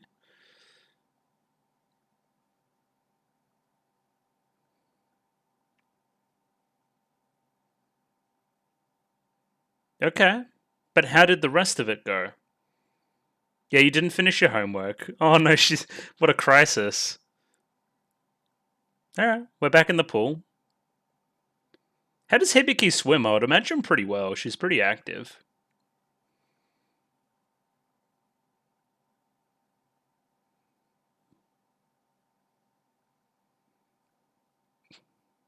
Yeah, it is pretty rough. You're right.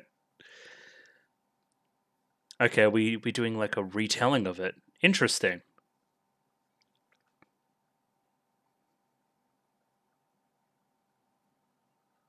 Oh, whatever you say.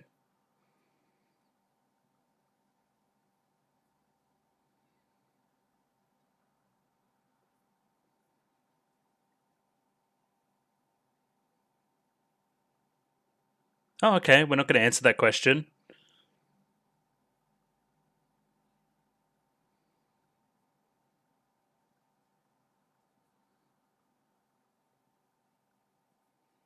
Whatever you say. Yeah, no, it's all very mysterious, isn't it? She just showed up, punched a hole into something, said, "I'm him," and then left. The same as Ryoko's an interesting idea, too. It's true.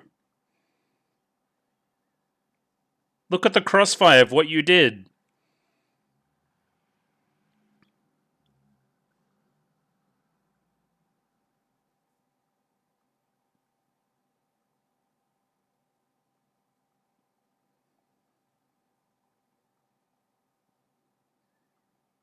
Yeah, it's kind of Chris's deal.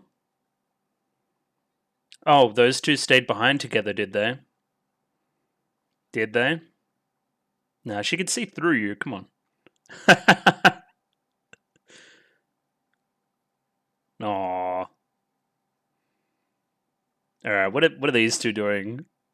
Why do they sit at opposite ends of the room? Do they hate each other? What's in the box? What the fuck am I looking at? Okay. Yeah, it's like a doll, yeah? It's got like weird limbs. Now that it's out of the crystal. Auto scorer. Hey, of course that makes sense.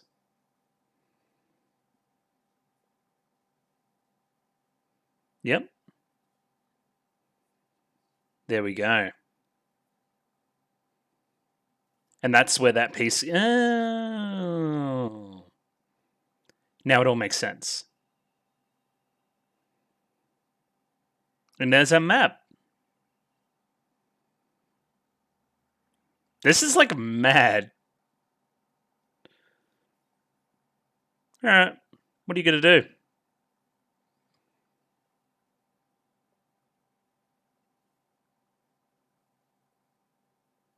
Hello. Hello, Tiki.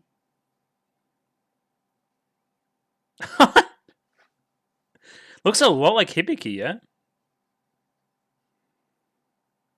The voice is very high.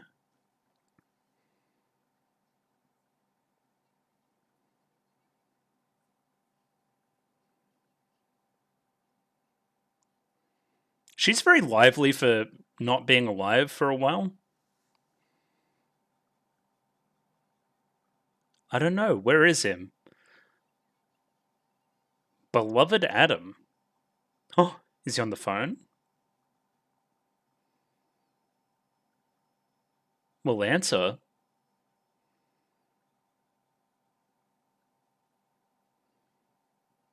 That's room service. You'll figure it out. Not quite.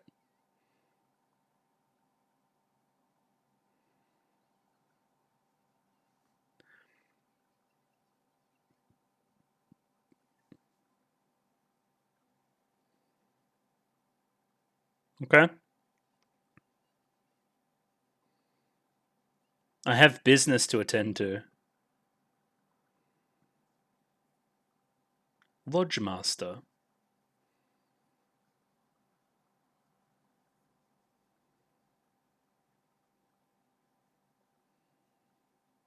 Kind of Fine's legacy in a way, yeah?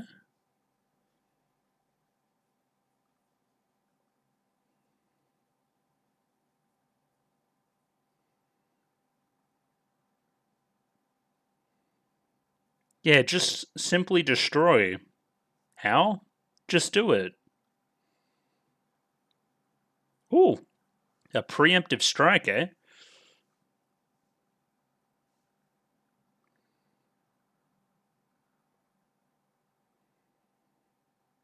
Oh, yeah. Whenever you see that line about to end, you're like, oh shit, some shit's about to go down. Fly, my pretties.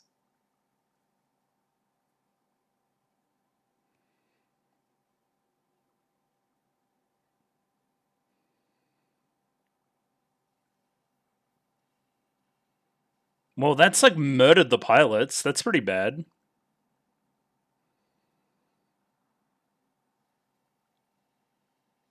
Seemingly, yeah, they did. What's the case?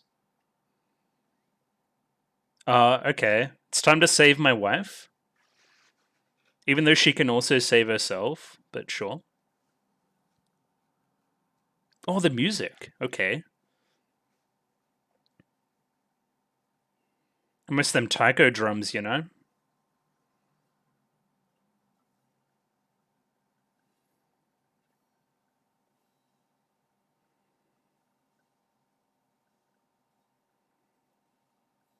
Oh! Alright, that was sick. We've got a Tsubasa song, do we? Feels like it.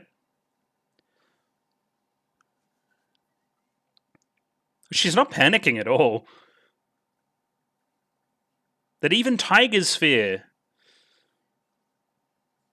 Classic Blue Slash, or Blue Flash, I guess you should say.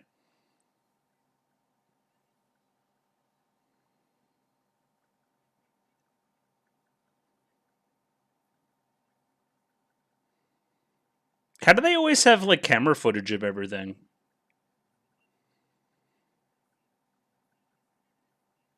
Of course it's these two together as well.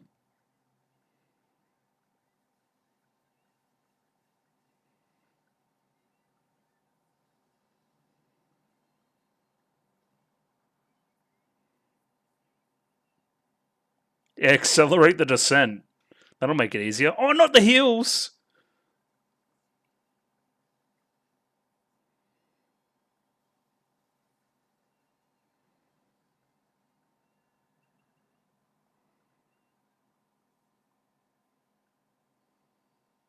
We did it? Question mark. We did it! It's time to water ski. Hey, look at these two. They're not gay at all. Well, I mean, it'd be pretty lame if they died from that.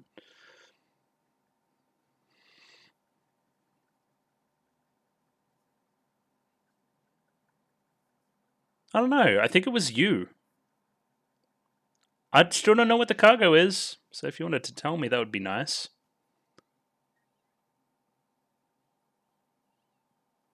There you go. They made it. It's fine.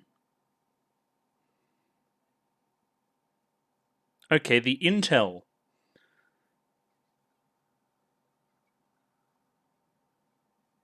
It's okay.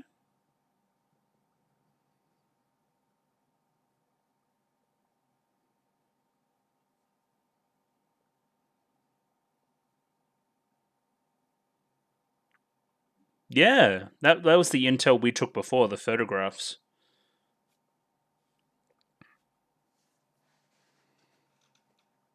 Yeah, it is.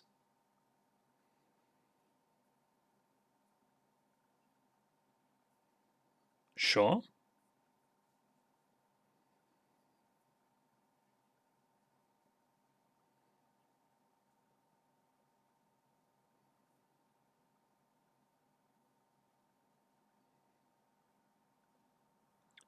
Sure.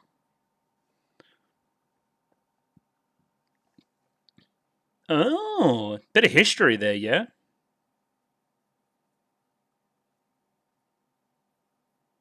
And then that's what that scene is in the start of episode 2. Yes, okay.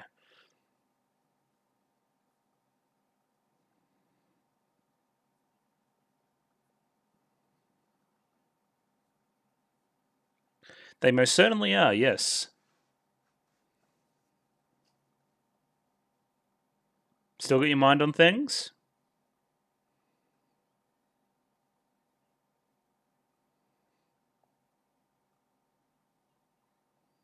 What if she's like, nah, they died?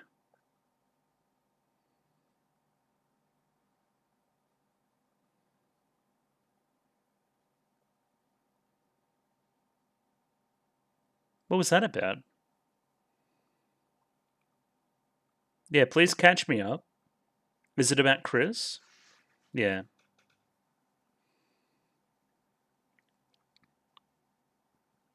Oh! Spy. You guys really didn't check the next booth? That's kind of insane. Is everybody here?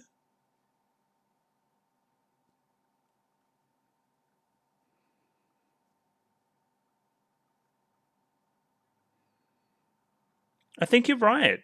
But also, But also an apology's good too.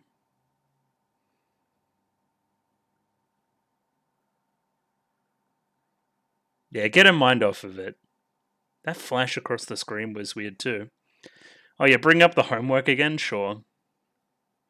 Okay, we're bringing up this birthday thing again.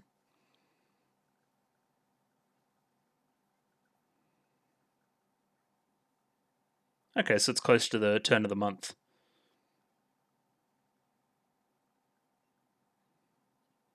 Okay, cut through all that. It's time to fight again.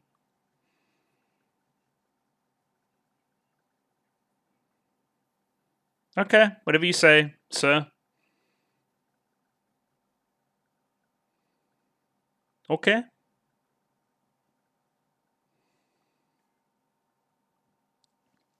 Going to see a Hibiki sequence again? Yeah, sure.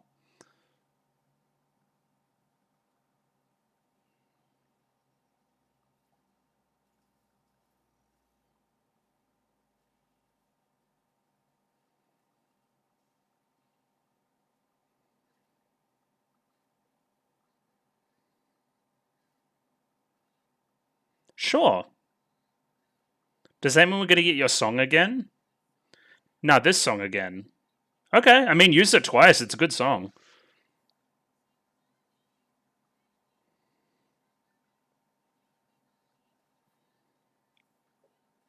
Let's fight!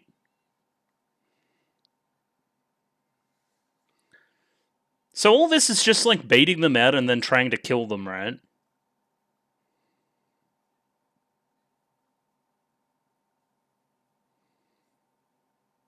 What is that? That looks like some weird relic. But it's an alkanoise. How big?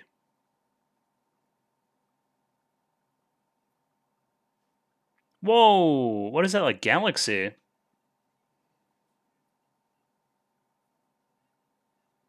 Whoa! Did it take them into a different, like, realm?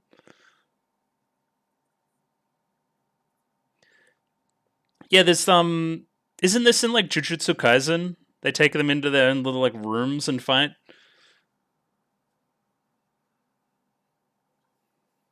Or, like, Fate. Fate does it as well.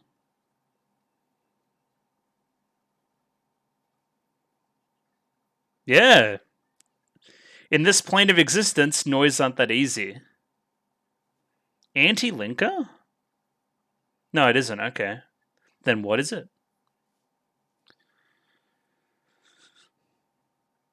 Okay.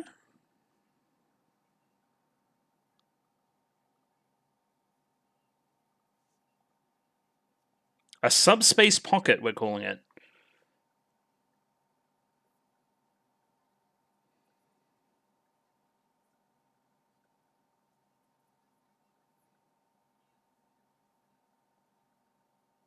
Okay.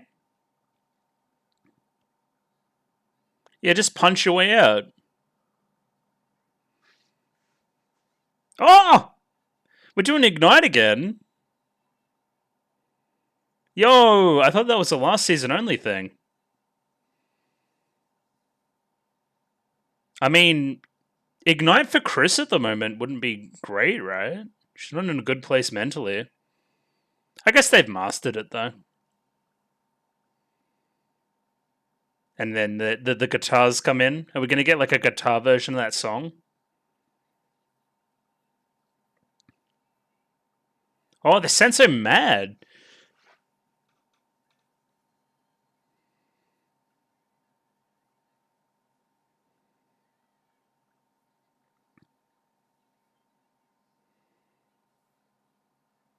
They're cool though. I like the highlight.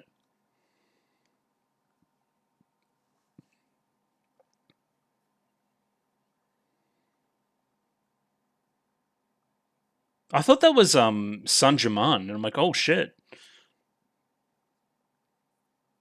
Vexing is definitely a word for it. But you can't watch. No one can watch. You're fine, Elf9, please. Oh, but? The power of but.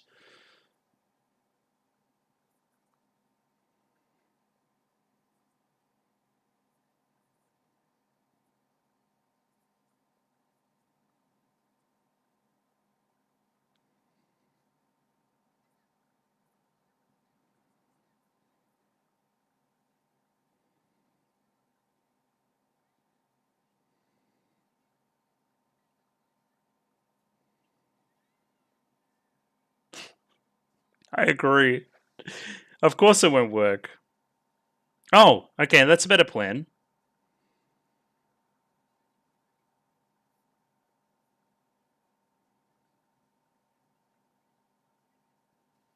Whatever you say.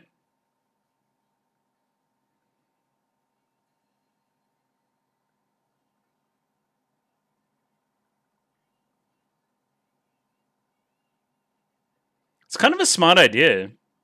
Very not like Chris. Alright, we did it.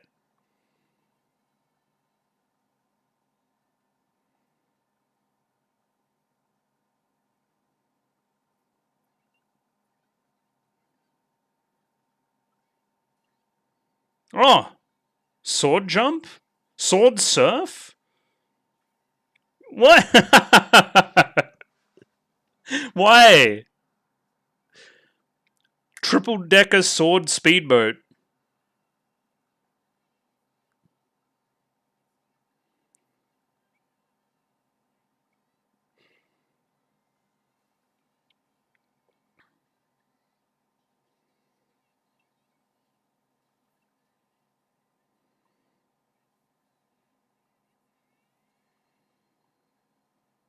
Alright.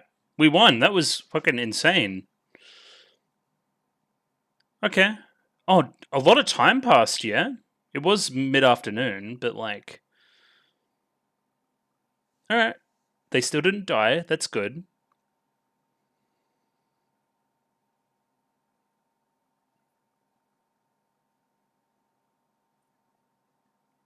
Yeah, you did. And then you thought of a good solution.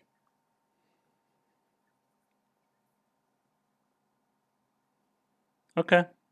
Thank you.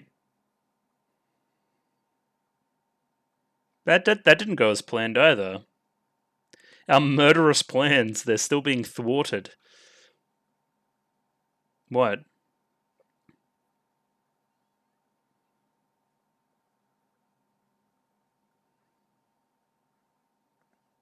Adam ain't here. What'd you find?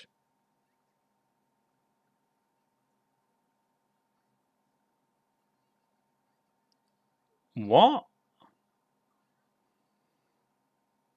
What are you talking about? Crazy robot? Okay, and that's a lead into the ED. Well, that's a fucking cliffhanger. Um, yeah, okay, I think the plot is suffering a little bit right now from it literally just being like, we have to kill the Symphogears. There's a little bit of intrigue with the kind of Adam stuff going on, right? Um, but other than that, it's just kind of like, we're going to try to murder them. And I'm like, well, they're obviously not going to get murdered. Like, come on. But the spectacle's still there for sure. That was a great sequence in the kind of subspace, whatever we're calling it, subspace area.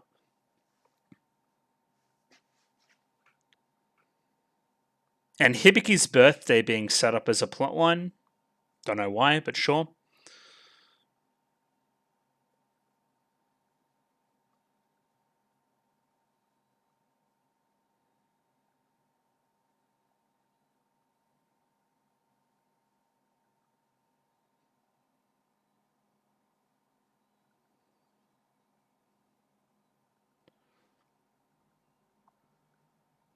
Yeah, so that ignited arrangement was a lot of the same lyrics, so I don't know if I'll read it again, but it was quite good.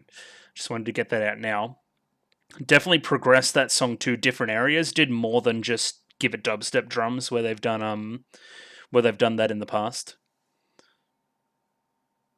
And yeah, a little bit of analysis on that one there as well. So yeah, good episode again, I think. Just kind of continuing a lot of the same strong points from the second episode there. I'm still waiting for the other shoe to drop a little bit in the plot. We're just kind of here and we're fighting for not a lot of concrete reason yet for mine. Doesn't really have the same drama going on as early in GX for mine yet.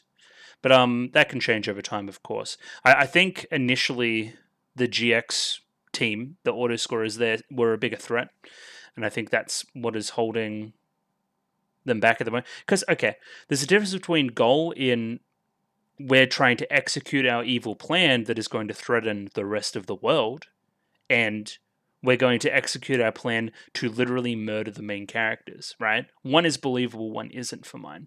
But again, as I explained before, spectacle's still there, animation's still there.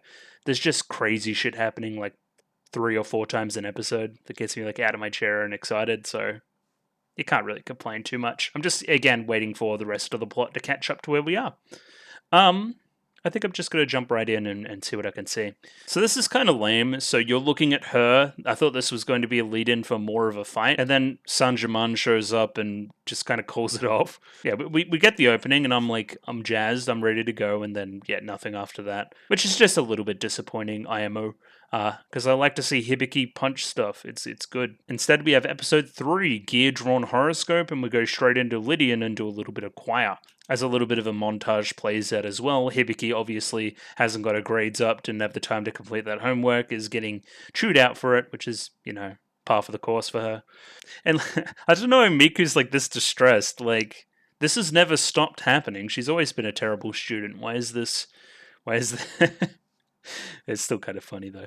And the lyrics to this little kind of Lydian choir song as well, just reflecting a lot of the kind of ideals of the school and also what the girls are ideally trying to be, right? But really it's meant to just be kind of a change of pace from what we had going on, right? We're out of our initial 2-episode conflict and now we're back to some level of normalcy. And we kind of backfill a lot of the information of that scene through flashback. Which is fine. Either way, you bear what remains of Fine's legacy, the Symphogear. However, opening humanity's future is beyond their power, thus trust in us and we'll actually solve this whole Curse of Balal business. What do you mean by opening the future? She sounds just like Ryoko. Remember how she talked about freeing mankind from the Curse of Balal?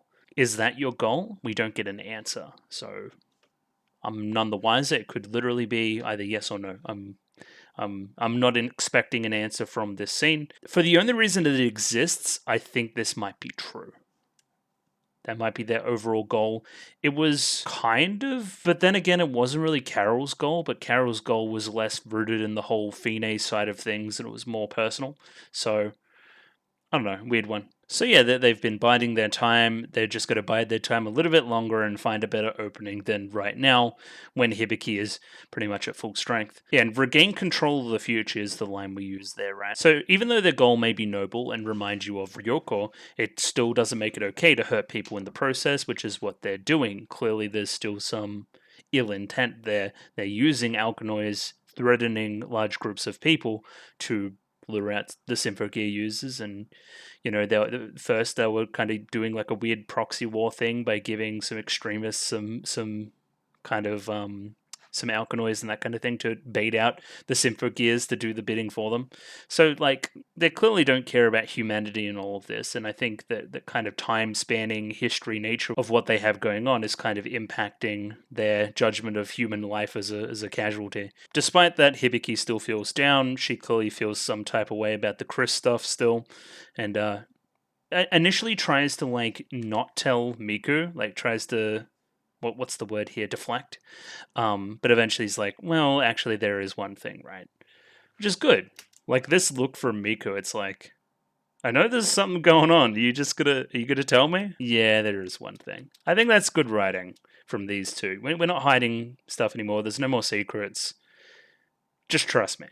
I still don't know why these two sit on like opposite ends of the plane. Do they like hate each other? They very much don't. And this is our like faux middle of episode action scene, I guess. They're carrying some important documents from Valverde about relics and that, giving us a bunch of context about stuff. It's very important that they get into the bridge's hands. However, they aren't intercepted for this reason. They're intercepted for their own gears. They want to destroy the Symphogears, right? And that's not got anything to do with this. It's just mere coincidence that this briefcase is here. Kill. And then we have Tiki, who is an auto scorer, as you can now see from the joints and the whole robot movement and everything, right?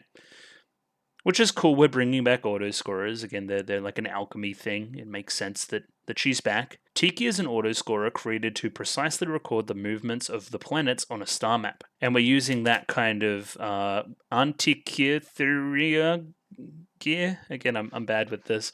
That one, it's from XD, and getting this was a piece of the puzzle for their plan, so it's just a little bit of context there added in, because this powers up Tiki, and Tiki's important to the plan. And yeah, we see a flash of this, like, galaxy, which is cool. Seemingly we have a little bit more of, like, a spatial theme going on here. I like how this is all, like, whizzing around like crazy too. It's like, it's very cartoony. It's almost Saturday morning cartoony, which I think is a very good aesthetic for it. But yeah, we're seemingly spanning greater than Earth now, which is fun.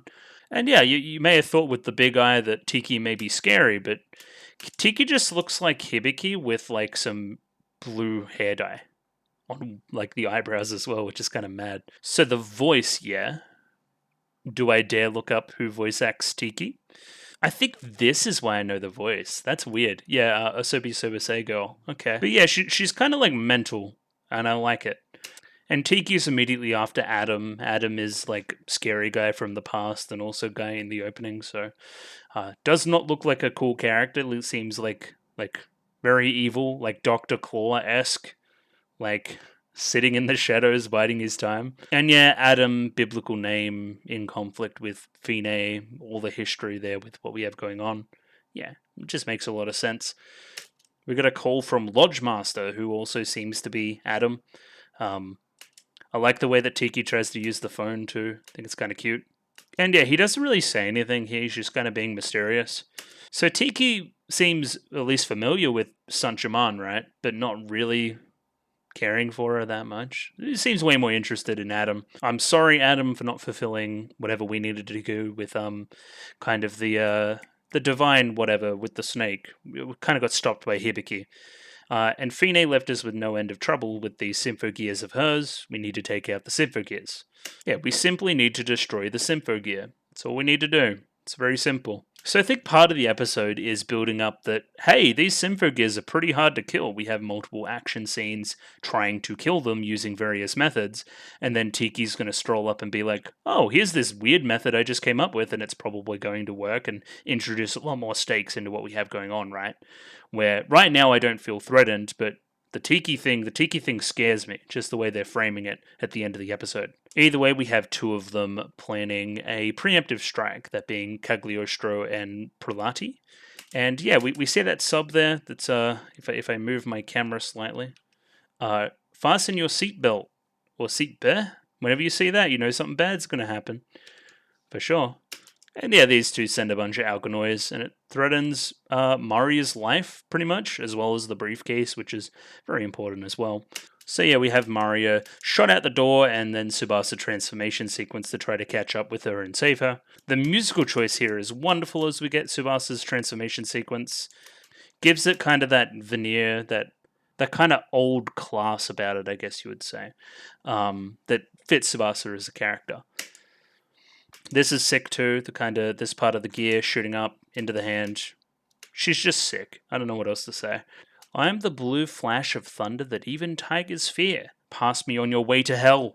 As we unleash a blue flash, it's almost nostalgic. 1, 2, I enumerate your sins. My last gift for you is a field of bloody cherry blossoms.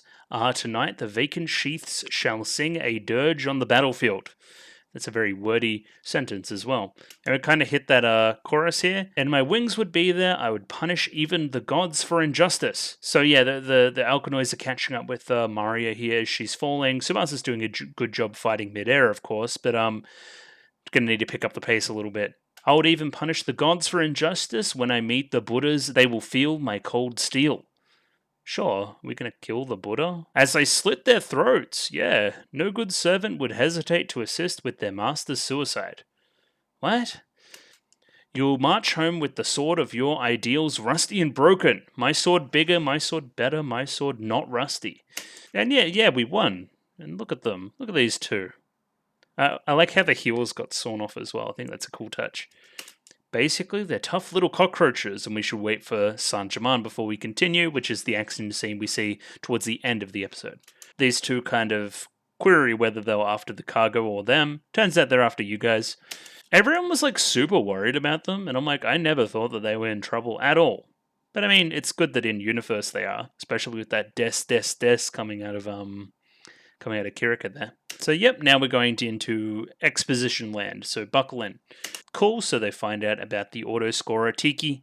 During the Great War, in search of an energy source to replace fossil fuels, we had some Germans that had some relics and then sent them to Japan that were allies during that time for analysis and that kind of thing. So it was Gungnir, it was Nehushtan, and it was Ichival. Oh yeah, and there's that picture of like an Elfnine being a creep in the back. Look at that. That's funny. And then kind of following almost real life history here, a number of the kind of Nazi officials fled to South America towards the end of the war, thus maybe took some of these relics with them. It just makes sense. And that fills in the start of episode 2, that fills in how that puppet made it to Valverde, and why it was undercover, why it was deep within the recesses of their weird war-torn government. And yeah, given the attack on Mario and Tsubasa, the Bavarian Illuminati are already in Japan, and the next attack could happen at any time. However, we see Hibiki look over to Chris. Chris is like twiddling her hair there, and then we're going to dive into the kind of Chris stuff some more. I do want to talk about this, though. Your lock screen is Hibiki in a swimsuit. Like, you could not be more gay if you tried, right? That's hilarious. This is Miku's phone, by the way. Cool. So they're going to go off and have a chat at a cafe about some stuff, about the Chris stuff, right? Passengers of a plane that crashed in American waters earlier this week are Valverde citizens who have applied for refugee status. And that's all we get from that? Is that the plane that we, in the last action scene, we put it into the sky, right? So they got out. They're going to be refugees. That's okay. They got out of their shitty country. That's good. I mean, it's bad that it was like war-torn and fucked, but does that mean we made it out okay? Is that all that scene is meant to indicate? Because it's very conspicuous, So as I thought, Hibiki wants to talk about Chris. However, wants to cheer Chris up. Don't even bother. Chris is in the next scene and overheard the whole thing. Awkward. And then Chris copes with the ethical situation of it all a little bit. Like, there was nothing I could do to Stefan. There's nothing I could do for Stefan, I guess I should say. If I was in the same situation, I'd do it again. I'm completely on Chris's side here. Of course it sucks. And you understand that side of it. But you also have to understand the sympathy side of it as well, which is apologizing. And, at the end of the day, what does Stefan think about it? I think that's very important too. We bring up the idea of a moral choice before changing the subject. And yeah, we got to do the summer homework, otherwise she won't be able to enjoy her birthday, which is in 2 weeks, so clearly we're setting that up for some reason. So this is all very nice, this is all very slice of lifey, and then interrupted. Like, there's a phone call, Genjiro's here, there's some danger. Yeah, some Alkanoids on the loose, we need to go have a look. Clearly, again, this is bait, but I mean, we make it out, so it's okay. We get the Hibiki transformation sequence again as we transition to that kind of first song we see of the season again. I guess we'll call it Let's Fly. I know there's probably an actual name to it, but yeah, it's just good. I don't know what to tell you. I'll maybe have a quick look at some of the Ignite mode stuff, but I'm pretty sure it's all the same lyrics. Instead, we can focus on the insane action with the big fist, the biggest fist I've ever seen in my life. So, time to test out the specialized series prototypes. And this is like, she grabs one of the Alkanoid's little crystal things and throws it down. Clearly this is a special one because it comes in like a special scroll thing, so it must be special. So it's essentially a Alkanoid that opens up a weird portal to a weird half-dimension subspace thing where they have the advantage, basically, right? I commented in the reaction that a lot of series do this. It's a great way to kind of power up certain characters and power down certain characters for convenient plot times. So shoutouts to that. I think it's a good use for this as well, because it is getting a little bit long in the tooth seeing the girls just survive all the time, putting them in a weird situation that at least made the episode somewhat engaging. It also severely impacts the bridge because they don't have a visual of what's going on anymore. They only have to guide by voice. So yeah, apparently this ups the defense of what's going on inside the portal. It isn't anti-link it isn't powering them down. It's strengthening the opposing noise. A subspace pocket, that's the word, of course. So apparently we need an explosive burst of power that we can bust our way out. But no, that isn't the solution in the end. Elf9 thinks of something way smarter.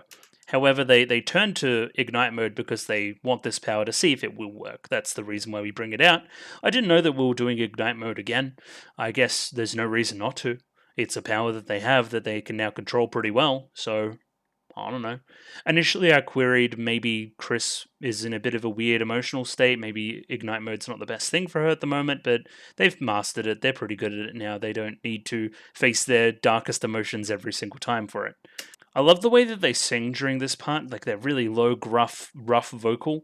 The action kicks up a notch. They can actually hurt the noise pretty significantly now. Chris, as she does very well, is just kind of shooting in every direction. So even though they can kill the Alkanoids now, it's like there's no end to them. They're like infinite, right? I saw this leg and I was like, is that Sanjaman? But no, it's just Maria, yeah. This is good development for Elf9. So initially I'm like, oh no, Elf9's down in the dumps again. That's a little bit like lame. And then immediately she says, but, and then she thinks of a good idea and actually helps them. So that new form of Alkanoids expanded their phase shift to an entire pocket of subspace, amplifying their defenses. The field was a half sphere when it was expanding, thus there must be a middle point, thus there must be an actual noise body to it. We have to just find it. The control mechanism must be in the center. How are we going to find what the center is? I see Chris. Chris just shoots in every direction.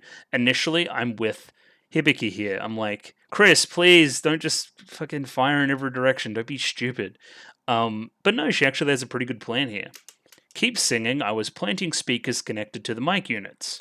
Use the gears to pick up the song as it echoes throughout the area. That'll help us echolocate where we are, essentially, and where the center is. And then there's a cool, like, almost like a microphone, megaphone effect on the voice as they sing now, because we need to understand the sound waves are bouncing around and helping us do what we do. It's an interesting piece of vocal production for this part of the song as well, which helps. I mean, it's a song we've heard the lyrics to already in kind of its Ignite mode. We've seen it go up several levels. It's not boring reuse of the same song. It's changing, which is nice. And then we find the noise, we hit him with a Megadeth party, and that simply just reveals it. It's seemingly just like some legs. It's very thick. It's a very thick noise. And then we're going to take it out. We're going to jump on the sword, and we're going to execute a Trinity Resonance with this, like, border as well, which is all very, like, super Symphogear, techno, babble, mumbo jumbo. And this new font, which is fucking cool too. It's all very sci-fi. And then on, like, this weird surfboard, spaceship, powerboat thing. It's just cool. This is a great climax to the episode, which was otherwise a little bit going through the motions. Like, I think this is the high point for sure. And yeah, it results in a Hibiki super kick. We never see a kick. Followed by the whole ship crashing into its crutch and blowing up as well. And yeah, seemingly time passed a pretty large amount while they were in there as well. And yeah, we made it out. Elf9, you were a big help. You actually came up with a good idea, so shout outs. And then we have our lead in here. So they're a little bit disappointed that it didn't work immediately and they didn't get 3 murders off. And then Tiki's just out and about. I told you to stay at the lodge. No, I'm just, again, out and about. Out looking for Adam. Don't be angry. I found something cool. Believe it or not, this is a great spot to pick a fight with a god. The best, even. And then does this, and then we get nothing else. Pick a fight with a god. Are we going to get a god on side to try and fight Hibiki and co? Because fighting a god sounds pretty tight. That sounds pretty awesome. I really don't know, but this is not boding well. Tiki is like demented. Auto scorers are like weird. I don't like this. And then, yeah, into ED there. So, what did I think about that episode? It's pretty good. It could have been better, I think, in a number of areas I think I've already highlighted. I think that final action scene does a lot for justifying the episode's existence and length and that kind of thing. Clearly, we're still going with this Chris thing. It's the biggest conflict personally of the season in the internal, right? The external conflict, that's obviously the villains and that whole part of it, right? But Hibiki's seemingly in a good place. Maria Tsubasa, like, they're fine, I guess. Kiriko Shirabe still have some insecurities going on regarding Blinker, and Elf9 has her little thing going on, but the focus is Chris and that side of it. I don't have much more to say there interpersonally. I think it's good now that we're progressing past them simply trying just noise to murder Symphogear users, which is never going to happen unless there's something drastically changing. Yeah, we're moving up steps to try and kill the Symphogear users so we can start to progress the plan. You could argue that it's smart. It's something that Carol didn't do and then kind of got the consequences of that in the end. I don't know. But I'm really enjoying myself. It's very watchable, and I like to see them sing good, and I like these characters on screen together, and it's entertaining as hell. So, shoutouts. Episode 2 is way better than 3, though. Episode 2 is probably the favorite of the season so far. But yeah, looking forward to next week. I'm going to try to do 2 again, but I've only got this day off this week for random reasons. They want me to work the weekend instead, which is going to be hell on earth. But just know that I'll try my best to do 2 again. Just make sure stuff before I leave. If you like the video, consider liking the video. If you like the video and you want to see more, consider subscribing to the channel. Comment below anything you thought about the episode, anything I could do to improve my presentation. Comment below. I'm doing follow for follow on Twitter, so follow me on Twitter if you would like me to follow you back. In the Discord, join Discord, love Discord. And yeah, I'll catch you guys next time for more Symphogear goodness. And oh yeah, for those that care, Review Starlight's going to be on the channel next week too. So just thought I'd tell the Symphogear people because they seem to care about that kind of thing. So shoutouts. Yeah, I'll catch you guys later, and thank you for watching.